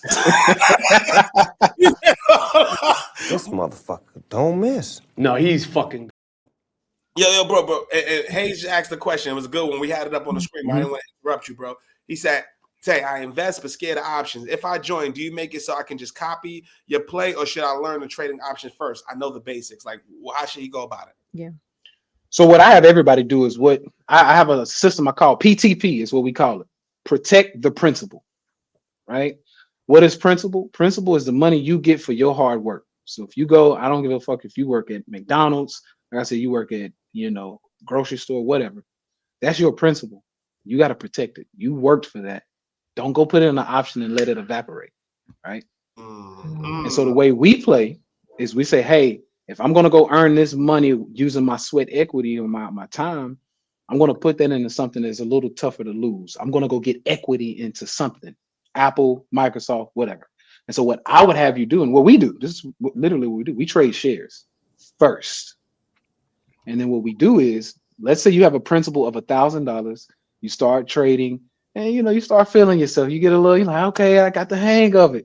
The 1,000 goes to 2, the 2 go to 3. You're like, man, this is good. Cool.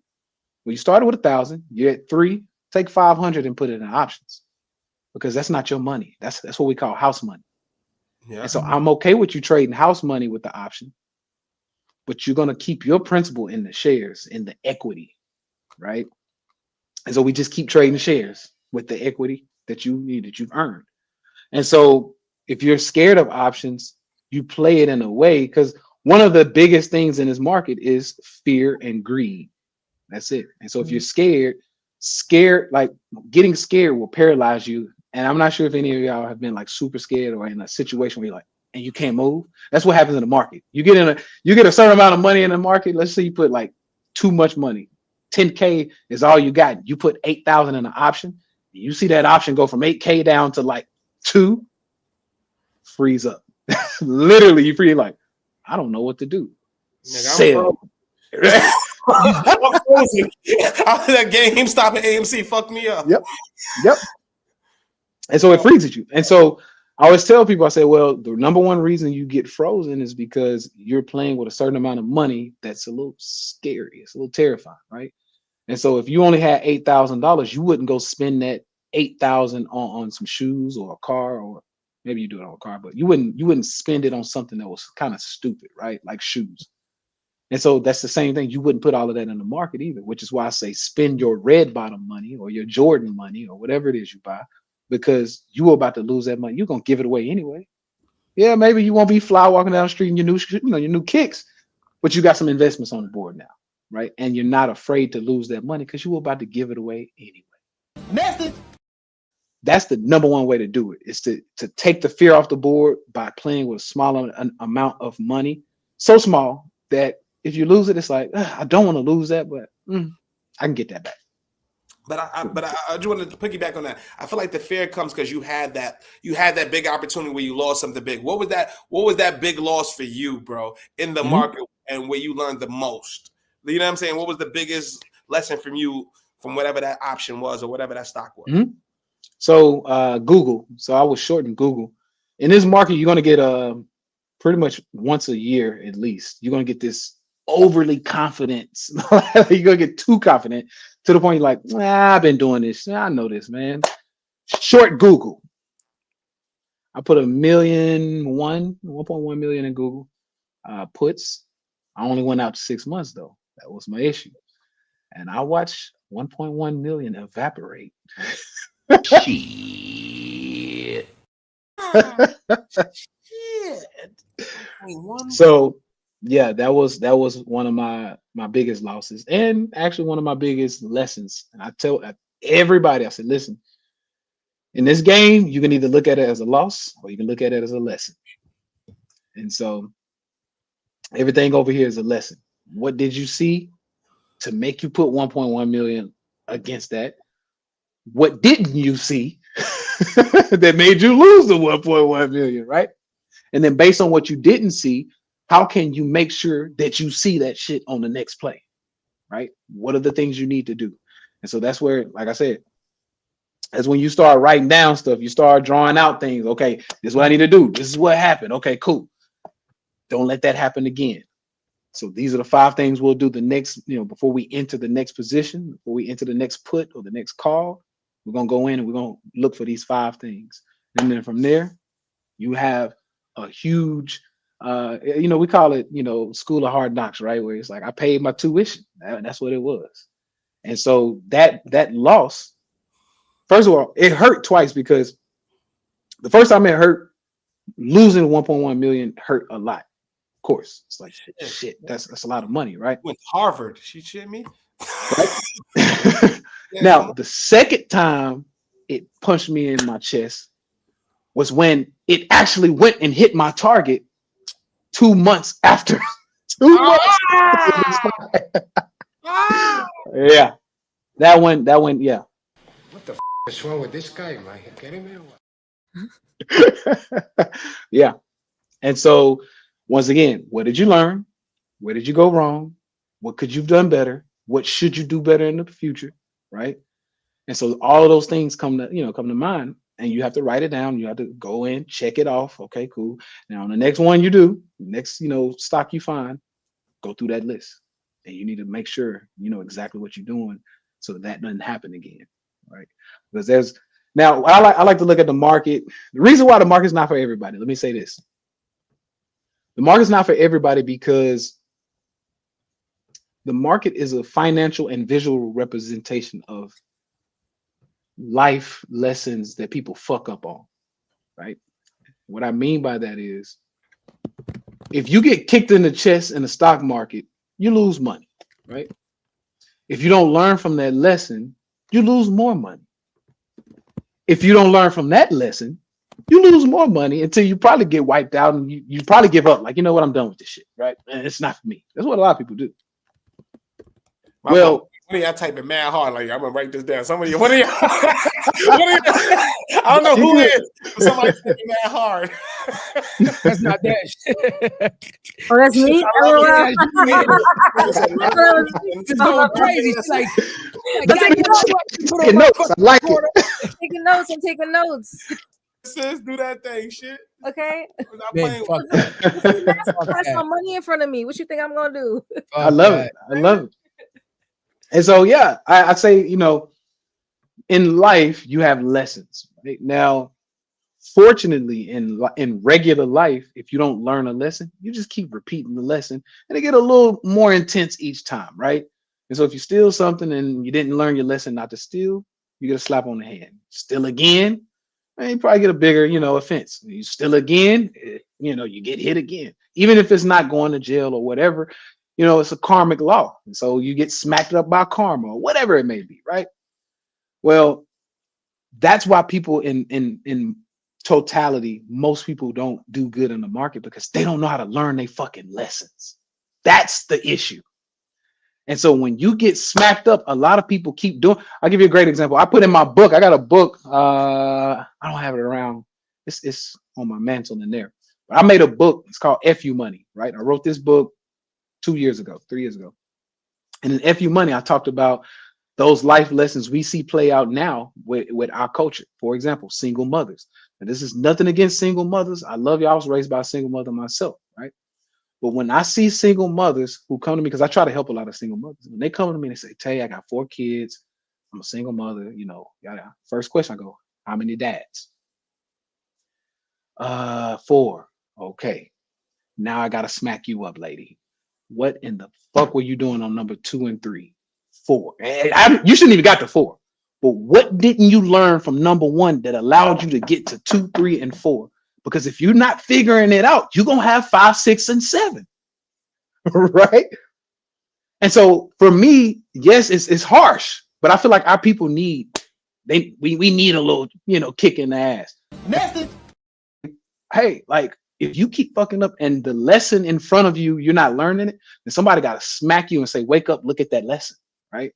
And so that is the thing that I notice in our community. I gotta go to the guys now because, of course, I ain't gonna talk about my ladies and not, get onto my fellas. And so, fellas, we'll say things. I see it all the time. Say, I ain't got the money, man. I ain't got the money. I want to invest, but I don't have it. And then I look at your shoes. What do I see? You got the newest kicks on. You got the, you fly. Every time I see you got a new pair of Jordans on. You got this, you got that. How much weed you smoke, bro? Shit, I stay with the good. Okay. You spending how much? $100, $200, $300 a week. Smoking it. You setting that shit on fire. You burning money, right? Literally. I'm looking at my shit in the ashtray. Hold on, Tay. Before you go further, Cuzzo, let's be transparent. Did I not have this conversation with us back when we was doing music about the same shit? about investing in priorities. And that I tell you, I had the same conversation with them. Like, yo, like niggas is spending money, and then you giving excuses why we can't do shit. But that's a different.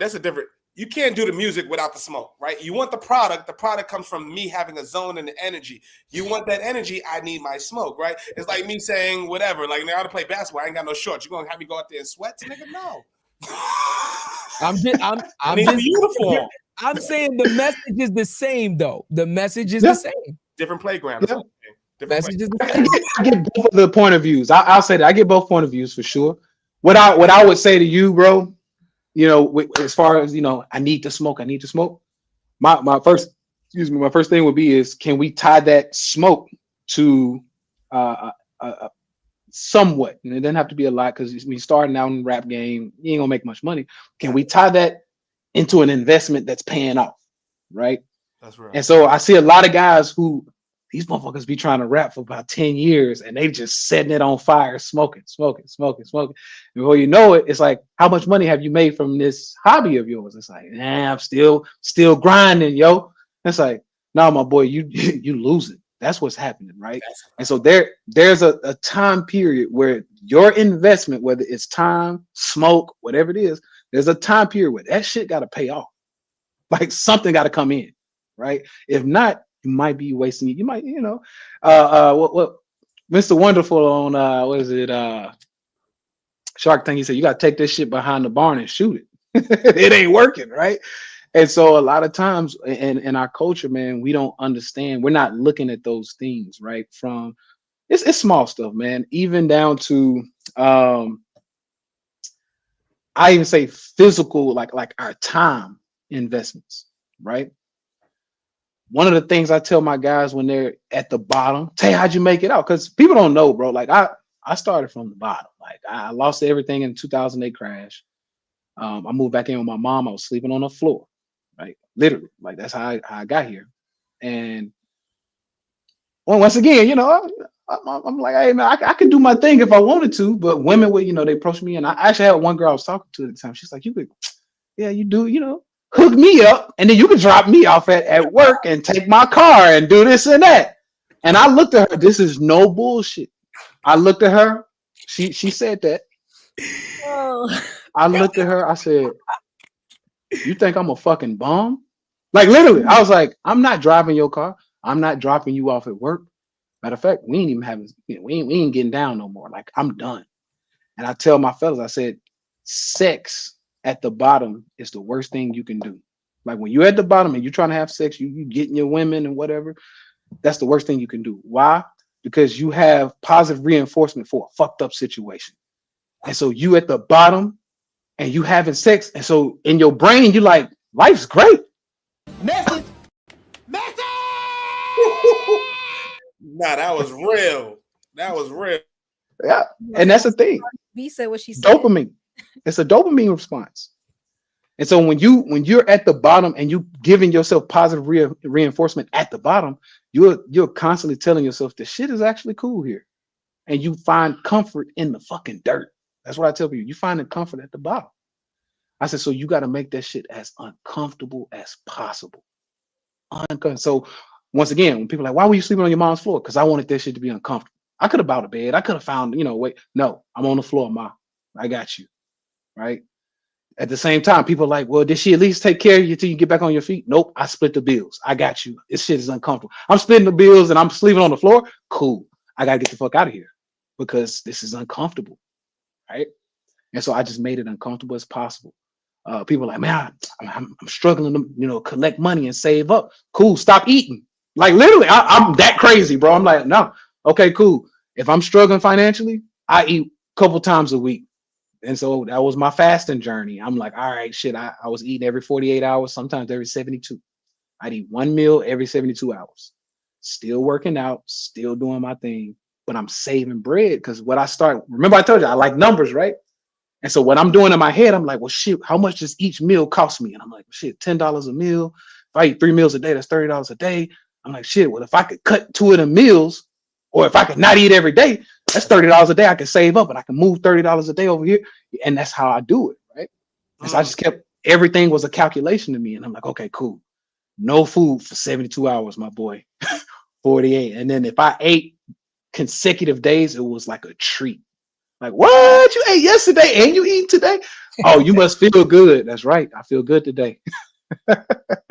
And so it was uncomfortable once again. And so no sex. So you fast from sex, you fast from food, you sleep on the floor, you make it uncomfortable. When people say they have a hard time paying their bills or whatever, I say you need to go get a few roommates. Make that shit uncomfortable. I know it ain't comfortable to share the refrigerator with 4 other fuckers. I know it ain't nice, it ain't cool, but it's uncomfortable and it makes you get out of that situation quicker. That's a fact. And so I'm always telling people this economic thought process works from the top to the bottom, man. And so people, when they say they can't get out, I say, no. This is one of my favorite sayings. I said, no, you can get out. You don't want to because you like where you are. That's a fact. If not, if you didn't like where you were, you do something about it. Method. There you go. You had my curiosity, but now you have my attention. And before we go further, Polar Nights, today's the day. You're gonna get your ass to the screen today. You're gonna stop calling me Ice T, and you gotta spell issue my right. man. You got an issue for not spelling issue right, and you over 20. You my dog though, Polar Nights. That's why I'm gonna get your ass. I'm gonna send you the link. Right. That's funny. I got a question for you, Tay, real quick before we get too much further, because I know we wanted to ask this question. You referenced the chart a lot. The chart. For our listeners, can you explain to them the shit for me, for us? We don't know what is this chart that you speak upon?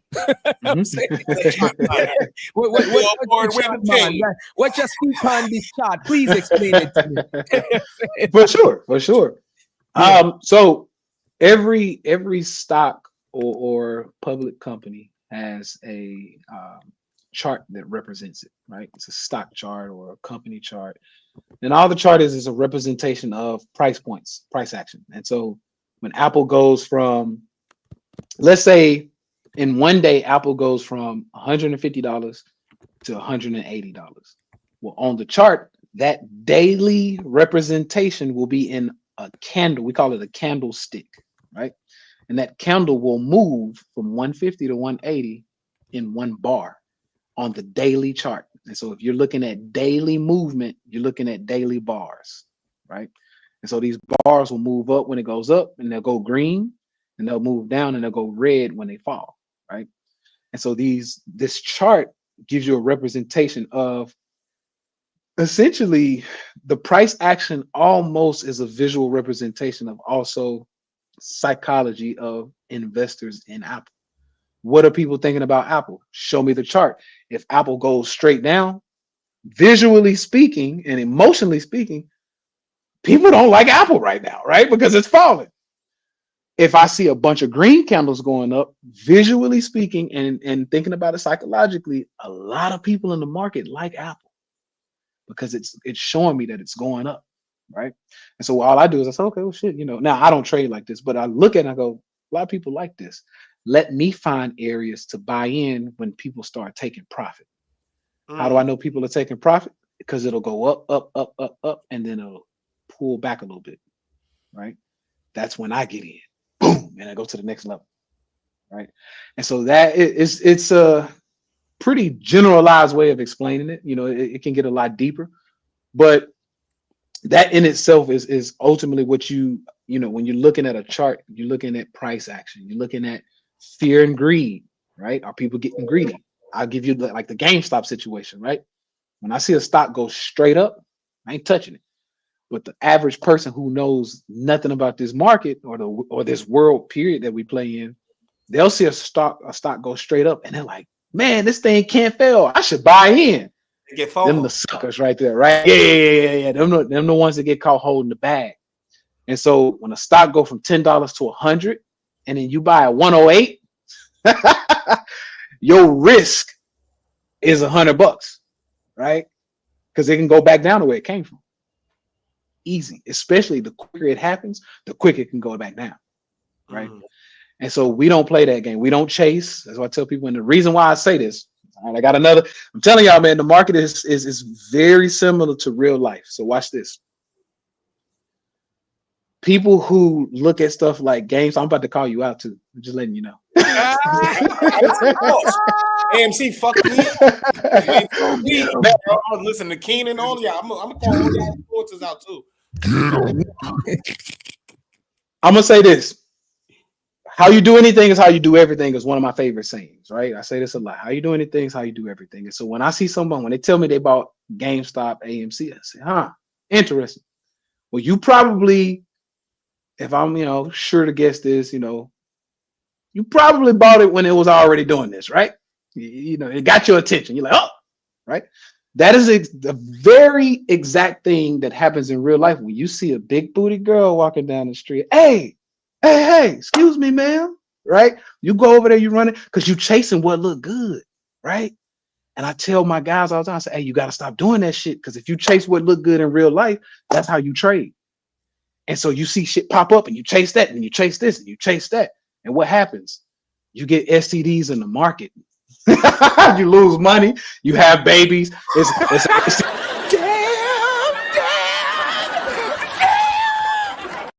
Not STDs in the market. Hold on, not Hey yo. STDs in the market is nuts, bro. That's nuts. That's nuts. Oh yeah. So yeah, you chase. I had an old head one day. He told me, he said, you chase enough tail and you're gonna get the right. And so, right. And so, a lot of guys, they get it, right? And so I tell people, I say, listen, you just have to do, for the most part, you have to do the numbers on everything, right? And so if you knock down 100 different women, I know it's a lot, but for some people that's a reality. You knock down 100 different women, you got to know that one of three things is going to happen. You're going to get one of them pregnant at least, even if it's abortion, whatever happens, somebody gonna get pregnant. One of them gonna give you something. And or somebody gonna get hurt for any various reason, whether I don't know what it is, right? Feelings get hurt, you get set up. I've been in situations like that. They're gonna try to set you up, whatever it may be. Somebody gonna get hurt, right? Bro. And so if you know that there's a probability game that you are gonna get like this, it's kind of like even like in the streets, they're like, man, the streets only end in one or two ways, right? We used to say that all the time, right? You go to the streets, one or two ways. If those are my probabilities, I don't want to play that game. Right? And so that's the chasing that I'm talking about. And so when I see people who chase the stocks that look good, tell what you think about this one. It's going up. I say, you wanted them to chase women, huh? You chase, like you just always chasing women. You're off focus. Now, don't get me wrong. I like women just as much as the next man. However, it comes a time where you have to focus. You just have to, right? And so a lot of times men put too much attention on chasing tail or what looks good that they don't have enough time to actually level up, right? Financially. And so it's the same way with stocks. You spend so much time chasing what looks good that you actually don't get to make money. Message. Yeah, you're still chasing what looks good. See, I think Hayes, correct me if I'm wrong in the chat, bro. Didn't we buy it on the dip? Because it went crazy and then it came back down and we bought it on the dip. I think I bought it at fucking like maybe 50 after it came down from like one something. Okay, and now this was a stock. Okay, right? Okay, now because it came from $4, right? So it went from 4, went to 100. You caught it at 50. I'm gonna tell you. Excuse my language, but I'm gonna speak like it's men in the room, just me and you. I'm gonna keep it gangster, right? So you caught a slut on the pullback, right? And so you caught a slut who she was a slut. Nah, you put the nigga fell out. You caught her in her reform thing. There you go. She was taking a break. He fell out. You caught her on the sidewalk, not the street. Hey, you call her. This is one of those situations where she got slutted out in Atlanta, where she from. She moved to Miami. Got a whole new. I can't. Tay, I can't. You want some shit that I can't. I can't tell you. I can't. I ain't Yo, gonna hold you. I fire. can't. I can't. That was crazy. Yo, that was insane. That shit. Tay is the Tay is. Hey, But you know, we have fun with this. We have fun with it. Oh shit. You know what that means, right, man? You know what he told you, man? I can't. The shit, Mass. Could I ask my question? Yeah, for sure. Okay, so you mentioned like not everybody's you, but there are some yous out there, yous in the making. Those who like are very knowledgeable about investing and still on the come up, and is also are trying to get back to their communities and like teach financial literacy and stuff. So to those like young entrepreneurs starting their own businesses and starting their own coaching experiences, like what's some lessons you've learned? What's some things you want to instill in them? What can put them on game, because we put the novices For sure. on. For sure. Well, one of my reasons for saying all of that stuff is because I do want to show the similarities to investing and real life. And so, for example, how you do anything is how you do everything, right? And so for my average person, look at your life right now, right? And this is tough to do. It's tough to look in the mirror and say, this is who I am and this is what I need to fix. It's tough. I get it.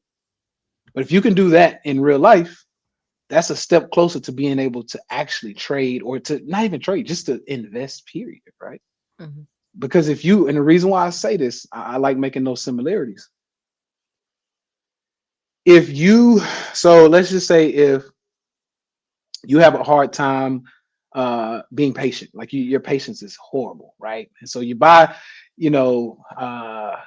I don't want to go into investing yet. Let's say your patience in real life, you're in traffic, right? And I'm saying this because my New Yorkers, my people up north, period. You motherfuckers burn my bridges with this. Look, I'm in traffic, the light go green. As soon as it go green, I'm like, motherfucker, the light just turned green. Like, relax. Hurry up. Right? Now, I'm using that example though, because that is a impatient characteristic. Now, that is the same person that in the market, when they buy something and it goes up $2, give me that. They're impatient. They're like, I got to get it now, right? I see green, time to go, right? And so when the market goes up, you see green, you blow the horn, push the sell button, and you get out. And then what always happens, 5 months later, 2 years later, 5 years later, it's way up there. And it's like, yeah, you weren't patient, were you? Right? And so that's just one example. And so what I'm trying to make, the similarities and the congruencies that I'm trying to show, is that real life, the better you get in life, the better you are at trading. Now, the reason why I say this is because I work with thousands of people, right? What I've noticed, we took a consensus, over the last 6 years, I've noticed the people who are best at the stock market and investing, period, maybe 4 to 5 different people. Married folks, and when I say married, they've been married for a minute, and I'll tell you why. Married people who read and finish books consistently, people who start and finish and get results from a diet / workout routine, and people who start some type of, whether it's hygiene regimen, whatever it is, they start a regimen and they get from start to finish and get the result, right? Now, why do I say that? Because how you do anything, how you do everything, right? The people who have sticking or staying power, who commit to something and see it through, they're disciplined, right? Those are the best investors. Those are the best stock traders. Those are the best people, right? We've been together almost 6 years, 5 years. I don't plan on it, first of all, but I appreciate that. I'm not looking elsewhere. First of all, my wife's fine in the mother. So I don't need nothing else, right? Oh, for shouting out white people. Oh. Hold on, you get one of these for that. You get one of these. Talk to him. You get nuts. But no, it's one of those things, man, that even my character. I'm not looking to get out there and cheat and do all this crazy stuff. I tell people, I say, listen, I talk to a lot of my homeboys or people who are like, look, man, how can I do this trading thing? You know, just answering your question. I said, look at your lifestyle, look at your routine. If you come in the gym or you come everywhere and you're like, where the hoes at? Because you know that's how we used to do. Where the hoes at? Where the women at, man? What? I said, you're not gonna be a good stock trader, man. When my women are, I give you another one. So for my women, a characteristic that lets me know women aren't going to be good stock traders. If I come into a room with a woman and she's like, I really want to trade, I say, hey, your last, how many relationships you've been in over the last, 10 years, whatever. I say, oh, I've been in 4 relationships. Cool. Why did they end? If she tells me that all the men, it was their fault, you're not going to be a stock trader, baby. Why? Because you don't know how to take accountability. Now, I say that because right? And so I say that because in this game, including dating, there's a level of accountability that must be, you got to get it. You got to get it. And so in trading, you got to be able to say, damn, what did I do wrong? And based on what I did wrong, how can I fix it? Because if it's not your fault, you can't fix it. Right. So if it's the news fault, if it's Trump fault, if it's fucking, Doge, whatever it is, if you blaming everybody else, you can't fix what went wrong. Right. Which means every time you go in, you're going to look for somebody else to blame, meaning the same thing that keep happening to you is going to keep happening. Right. And so you're going to keep hitting your head against the wall every time. Right. And that's in relation. I use that too, the relationship too. If you don't figure out that last few times your relationships didn't work out, it's because you was doing something crazy, or I don't know, your breath stink. I don't know. And you get to the next one and your breath still stink, baby. He gonna leave you again because you didn't fix the breath. Right. And so that's kind of like what I'm getting at here. It's understanding the congruencies, man, between real life and investing. It's the same thing. And until you get one right, say it again, bro. My forte, because this nigga right here, he said, this is why I did the Diddy memoirs. I'm investing in Sony right now. I need a camcorder. First of all, you the type of nigga that invested in the Wiz. Nigga put $1 million in Sears. Ice-T, stay safe. You know I love you, Polar Nights, but you Ice-T shit, man. I love you. Now listen, if I'm on you, Ice-T, but see, take ownership.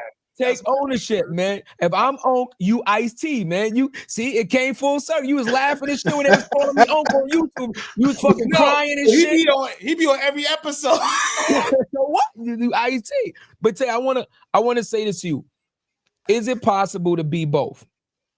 And I'm gonna use myself as an example, right? I'm gonna use myself. I'm gonna take accountability for myself, right? When it comes to sitting in traffic, I'm a fucking savage. That light turned green. You got 2.5 seconds to move your jalopy. I don't give a fuck if you in a Bentley. Anything that's not moving is a piece of shit. Move that piece of shit right now. The light is green. I'm gonna keep it 100 with you. Yeah, but for sure. But so I do get road rage when it comes to traffic. I hate traffic. But like I said, when it comes to money, financially, I am the top tier of my family. There is nobody that's made it to my level before me in 4 generations. And I am the patriarch technically of my family, right? I am very, very good with money. I am very, very good with sticking to, like you said, like I got a fitness company, right? I've looked this way for 20, 25 years. I work out religiously. You understand what I'm saying? I bought and built my own house, my own home. And I 9 out of 10, I always have like $100,000 cars, and that's me. So I'm very, I've lived this life consistently for the last, let's say 25 years straight. So at this point, I can say I've had money longer than I've been broke, right? So I do agree with what you said with how you do one thing is how you do everything, but using myself as a personal example, and anybody knows me will vouch for this. Yes, I do get road rage and I am impatient on certain things, right? Like if people do stupid shit, my temper is instant. Like stop playing with me. I'm not the one to like shit like that. No patience. But when it comes to like systems, right?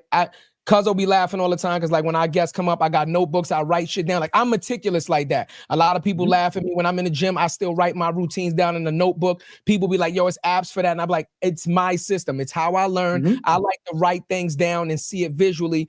I think that I would be very good at trading because I would understand the principles of how to trade and the system of it, right? You know what I mean? So what do you think about a person actually being able to be both? Have you had people that can do both? I think I could do Sure, both. man. I would say for sure. And I look at it, I like to use everything basketball. That's my thing. But Okay. I look at it like this, man. Basketball is a tall man's sport, but every now and then you're gonna get that motherfucker that's 5'8" dunking on people, right? Right. It's possible, right? Right. Is it ideal? Maybe not. But you can do it, yeah, for sure. I know motherfuckers right now on Wall Street that snort cocaine a couple times a week, right? And make millions of dollars. Facts. Right. Right. That just is what it is. Yeah. I know rich men who make a killing in the market that cheat on their wife. Right. Yeah, yeah. So yeah, for sure it's possible, right? I think at that point, then this is where it gets down to it. So all of those is what I would consider for the most part anomalies, right? Like you figured out how to play both sides almost, right? Now, with all anomalies, these motherfuckers are smooth because they figured out the game on both sides, right? And so you now know that you have road rage, but you also know how to play the game and cut that off. So yes, I do think it's possible for sure. Over here I'm crazy, I road rage, but over here I can be content with my studies and what I do in my routine, and I'm cool, I'm calm, I'm collected. Yeah, I think it's possible. Just like I said, with the 5'8" guy who plays basketball with 6'8", 6'9", he's much better at certain things. He 5'8", but the motherfucker's fast. Like you can't keep up with him, right? And so that's what I mean by that. It's levels to where if you're gonna be that anomaly, you just have to be so much better at certain things, right? So yeah, I think it's possible, bro, for sure. Doc called him out. I remember when Chad said, I don't trust it, I can't rock with it on his platform when Bitcoin was at 45K. Since then, it went to 108K. Okay, let me address that. No, let me address that. And I'll address it very, very earnestly, Hayes. I don't move without proper information. And Cuzzo will tell you this. We had a conversation the other day. Cuzzo said, God damn it, we went to an event, Tay. Let me make you laugh. Cuzzo said, somebody said something to me and got the message through in one try. Cuzzo was like, God damn it, I've been saying that shit to him 8 different times for 8 weeks straight, and I couldn't. You know why? Because the way you were communicating it to me, I couldn't understand it. See, that's what we talk about the discipline. I am not impulsive just to do something because somebody else says to do it. Now, Hayes, if you would have sat me down and taught me and got me to understand why Bitcoin was safe, how to trade it, how to mine it, and again, I still don't understand it, then absolutely you would have gotten a better response from me. But because I didn't have the education, number one, and no disrespect, but because I didn't look at you as like at Tay's level to I'll follow. Like I'm a Leo, I'm a natural leader, but you have to be a phenomenal follower. I mean, a phenomenal leader for me to follow you. So if you had the education and the receipts that Tay got to show me that you knew who you were talking about, then I would have put my faith in you. But those two things didn't line. Not to take anything from you, but you just didn't convince me or educate me enough to make me feel comfortable enough to make that move. That's my response to that. So you were absolutely right, but I'm just telling you why I never did it, because I did not have the people in my life to educate me and make me get the warm and fuzzy to say they're not going to rob me. I can feel comfortable leaving this money there so that I'm not impulsive, so that when it drops, I don't freeze up, right? I don't freeze up. I don't get crazy, pull my money out. That's why I didn't do it. That's a perfect testament to where I said I can have road rage on this side, but show discipline and say, I'm not just going to throw my money away just because somebody said this is a good idea. Now I want to say this. Yeah.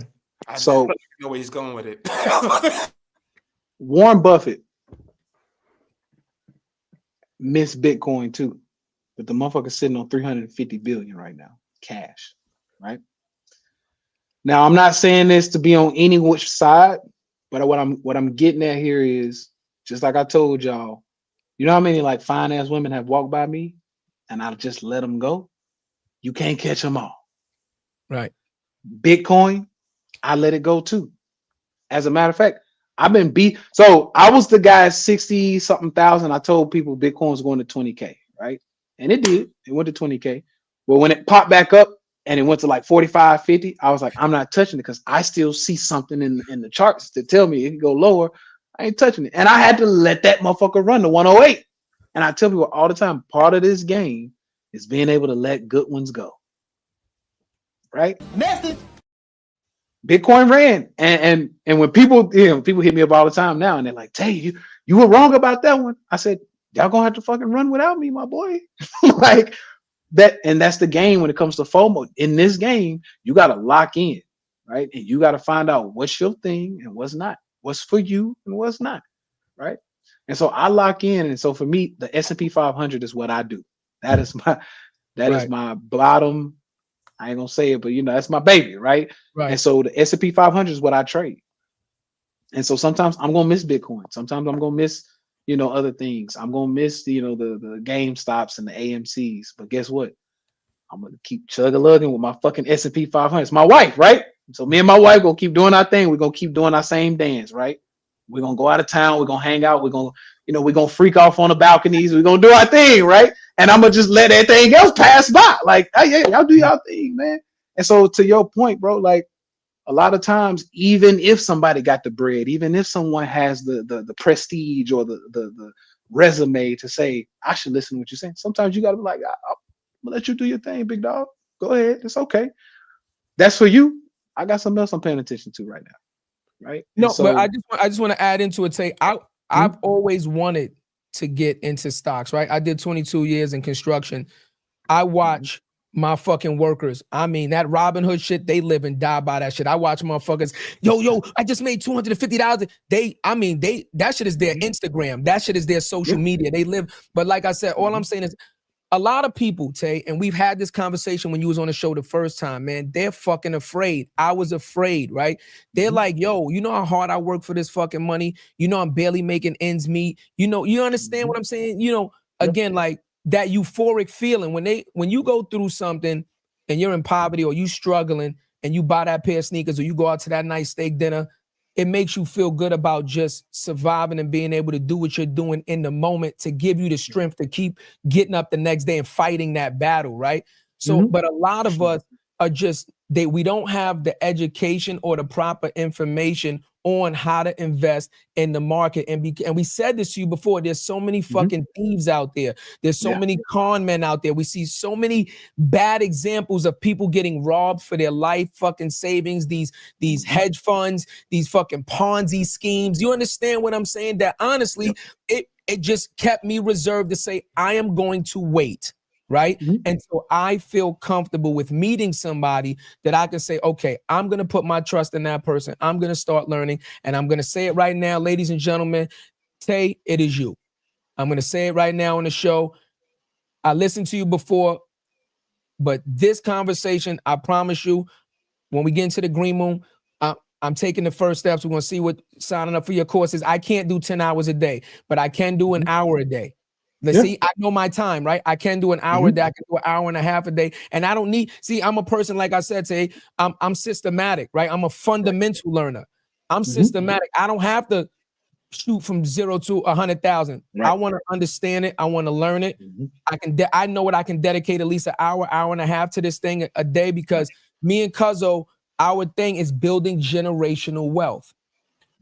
Look, let me tell you the question that I was about to ask you too. I was going to say, you've been talking about personal investments. Look at where my wheels were turning. My next question was going to be, how about if you own a business? Like we own OTB Digital as a business. What about when we get paid and before I pay out the dividends to the company, I can say, look, guys, I can give you this amount of dividends, but how about I give you this amount and take this amount of dividends and put it into the stock market for our company, and we can grow not only personally, but help grow the company and the evaluation of the company. See where I'm going with this, Tay? I'm already processing this shit in multiple angles to say, now we can get paid, we can invest on our own, but let's invest with the company as well to help grow and scale the company, and then also get extra residuals from the company. That's what you should be doing. And so you're getting into a whole, and see, this is why one of the things I was going to tell you, bro. as much as I appreciate you putting your trust in me, and I don't mind that, that's fine. I would still say, hey, what do you see though? Like, what have you learned? What do you see? The reason why I say that is because what you just said, you'd learn about that exact thing. Businesses investing their revenue into like other companies. You learn that when you start getting into fundamental investing, or more so like balance sheets, income statements, things like that, right? So if you look at a company, let's say Microsoft, you look at a company, look at their balance sheet, they'll have cash on hand. A lot of time cash on hand is how much cash they're holding, right? But right under cash on hand, we'll say short-term investments. Right. Short-term investments will be considered what's considered like liquid assets. Right. Basically, those are things that I can push a button or make a phone call and get my cash in 48 hours. Right. Now, this is when you see things like Microsoft invest in Apple shares. Right. And so that might be competition. And they're like, what? So as Microsoft, what do you think about Apple and what they're doing? They're like, what the fuck? Do your thing, Apple. Because when y'all succeed, so do we. Right. And so you'll start seeing that these companies start investing in their essentially their enemies or their competitors. And so it becomes one of those things where like banks that are competing against each other, they hold shares of the competitors.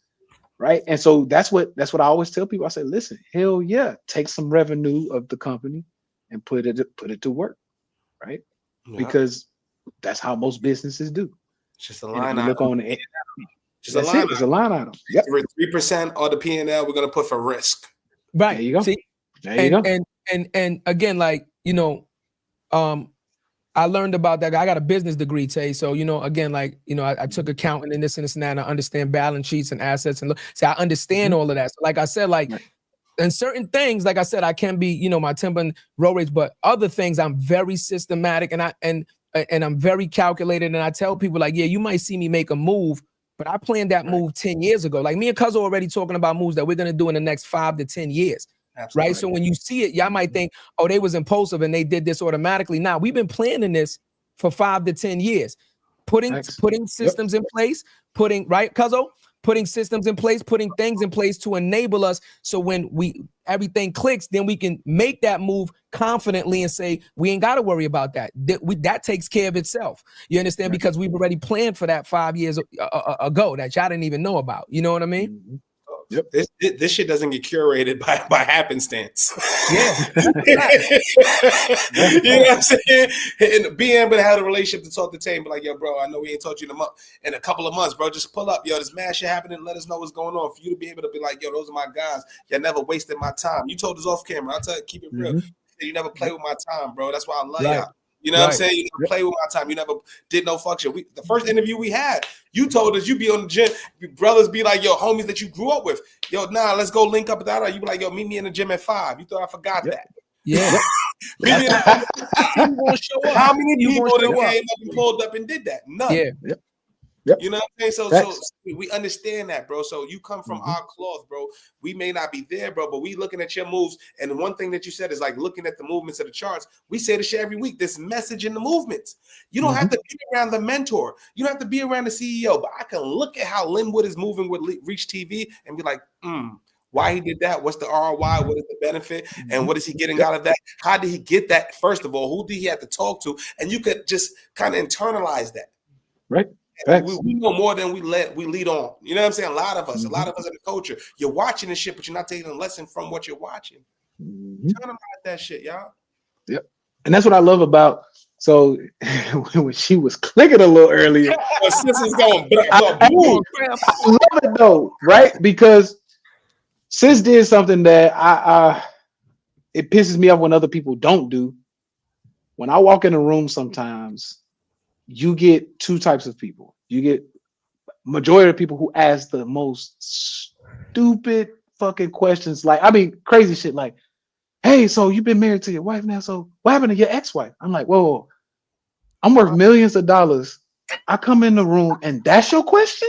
Why? Like what we talking about here, right? And that's the majority of the people. They ask like these crazy little questions, like Yeah. you know, some Atlanta housewife type shit. Like you're trying to get, you know, weird. But then you get that small group of people that's like, no. I got you right here, right now. Whatever game or breadcrumbs you want to leave, I'm picking them motherfuckers up, right? And so I honestly, that's why I'm still here, because I know y'all picking up the breadcrumbs, man. And when I see that, I'm like, shit, let's have some fun, let's talk, let's do it, you know. But you know, if this, you know, when people, you know, I get on podcasts, or if I'm just talking to somebody and it's on some weird shit where it's like, you know, so how many bodies you got, or you know, how many women you know you get with the Lamborghini? I'm like, why the fuck is that your question? You know, like, what is that going to do for you, right? How is that going to help you or your children or your children's children, right? And so the fact that we can have these conversations, it's all about, number one, how can we replicate what you're doing?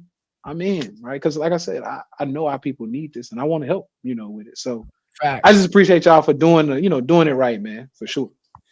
We appreciate you, man. It was all love, bro. Now, Dad, you got a question before Tay get out of here? Because we had 2 hours. But God damn, boy. This we was was Yeah, he was here for goodness. God damn. Any other advice? Like I always tell the guys, like I believe like you shouldn't pour from your cup, you should pour from your saucer. You should be filling into yourself, and what runneth over is what you pour into others. So you got anything in your saucer you're willing to share with the audience? Yeah, for sure. I'm gonna say this because this is kind of gonna answer this question and pretty much a few other questions you asked. One of the things I teach my my community, I say, listen, they are getting, when I say they, I'm speaking about whether it's the government, the technology, or the people over the technology nowadays. They are getting to a point where they can track. If you look at your phone, every now and then they'll send you a little notification that says you spent 9 hours on your phone, and these are the apps you spent the time on, right? They're getting to a point where they're going to be able to say or respond to people when they say, man, I'm broke. I don't understand what's going on. You know, woe is me, blah, blah, blah. They're getting to the point where they're going to be able to pull up her or pull up his information on his phone.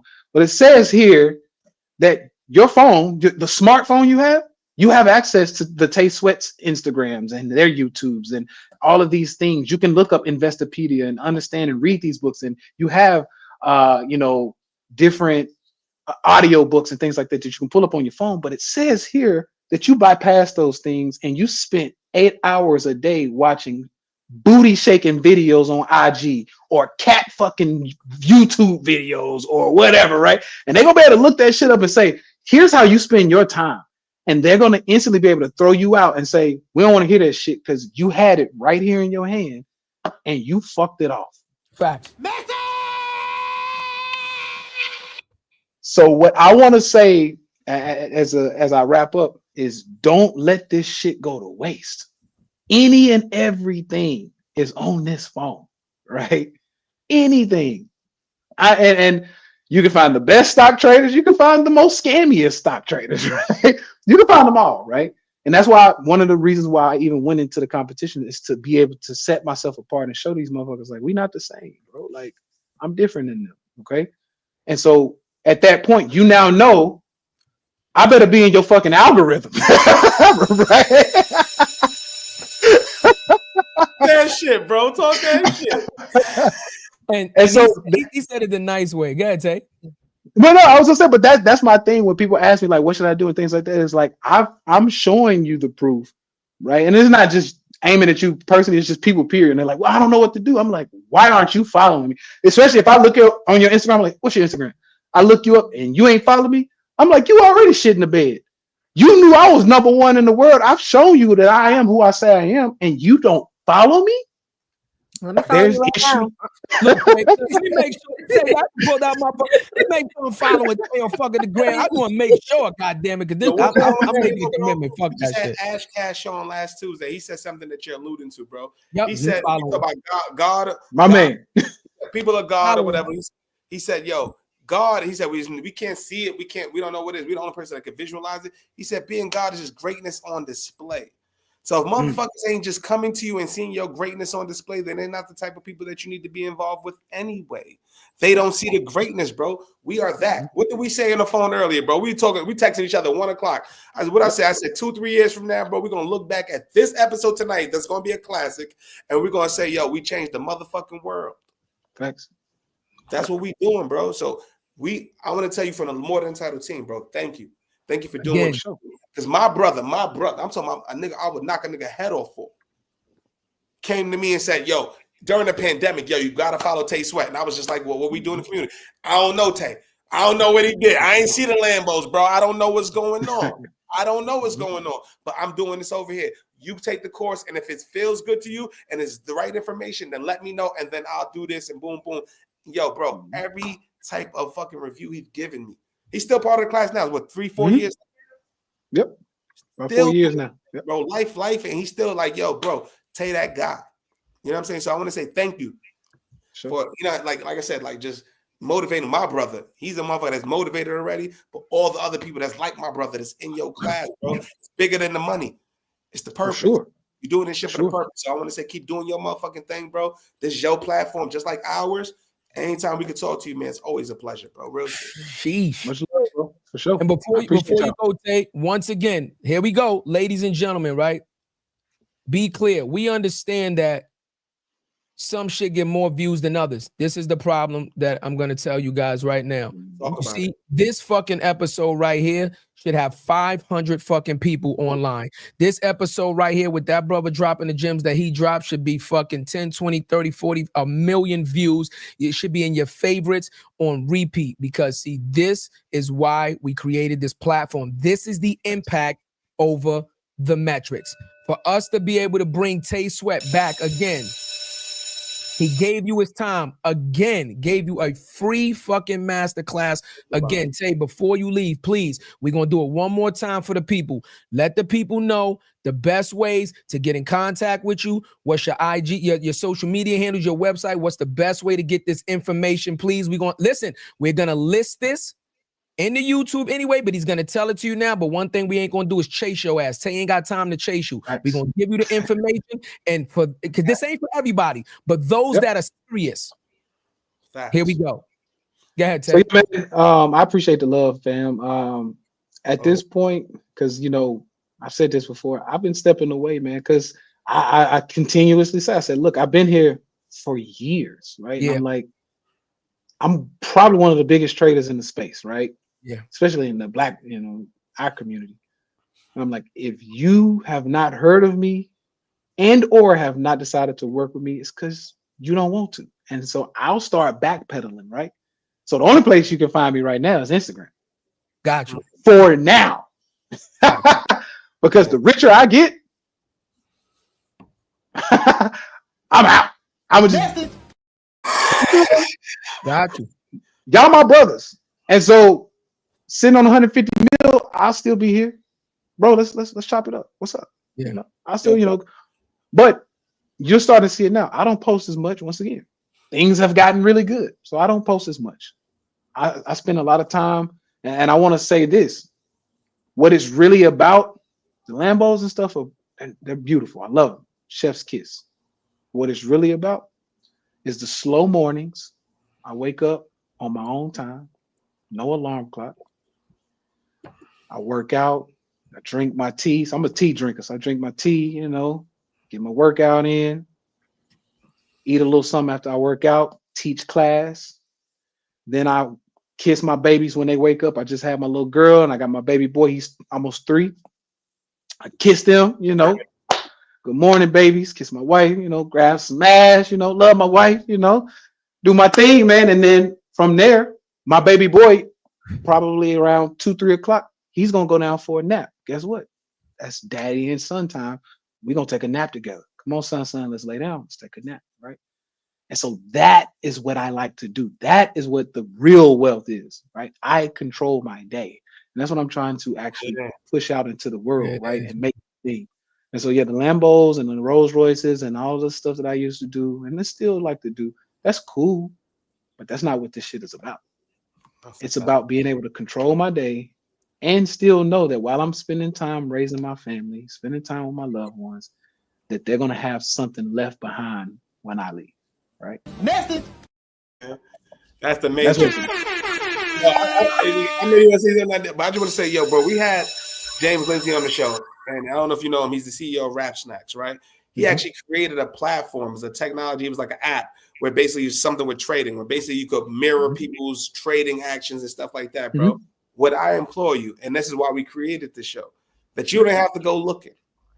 You know, motherfuckers that know your brothers, your sister, you know what I'm saying? And we're gonna make that shit happen. Just do that, bro. Because I'm gonna be honest with you, if I didn't have my bro, I probably wouldn't have known. It's not that your social media is bad, it's not anything like that. It just maybe it didn't hit my algorithm, but your type of fucking message needs to hit motherfuckers' algorithm. So I implore you, try to get with those people. We'll help you how we can, bro.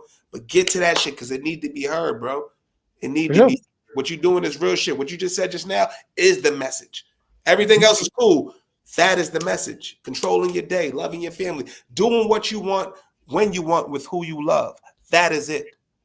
Facts. That's the goal, bro. And for all y'all that don't understand how the algorithm works, the algorithm pretty much learns from your activity. So if you like Tay Sweat or you like traders and their posts come up, or if their posts don't come up, go to Tay Sweat's page, like 10 of his posts, 5 of his posts, comment. The algorithm is going to say, oh shit, you're starting to like this guy's post. He does trading. Now it's going to start to feed you other traders. So your algorithm is only a product of the things that technically you like, and you scroll and you show the algorithm that you show interest in. So if you show interest in people like Tay Sweat and what he's doing, then the algorithm will quickly readjust itself to you. Why? Because how you do everything is how you do anything. There it is, man. Ladies and gentlemen.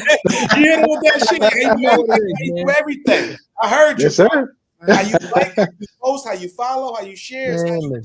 Ladies and gentlemen, listen, I told you it's gonna be a fucking finale. This is a real talk. Be clear, this is a real talk. This is a real talk edition. Meaning we sent out invites for anybody to come on. The brother Tay Sweat answered, once again, gave his time. This man is already successful. This man has already built $1 million company. He's the #1 trader in the world. He could have done anything else in the world. He chose to give his time to come back to feed the community. This is soul food. This is what soul food looks like. You understand what I'm saying? He told you his experiences. He told you, yeah, I won big. I also took some losses. But guess what? I made myself uncomfortable when I took those losses in order to put myself in the proper mindset to push forward. You know what that reinstates every time we fucking end off this motherfucking show. The dream is free.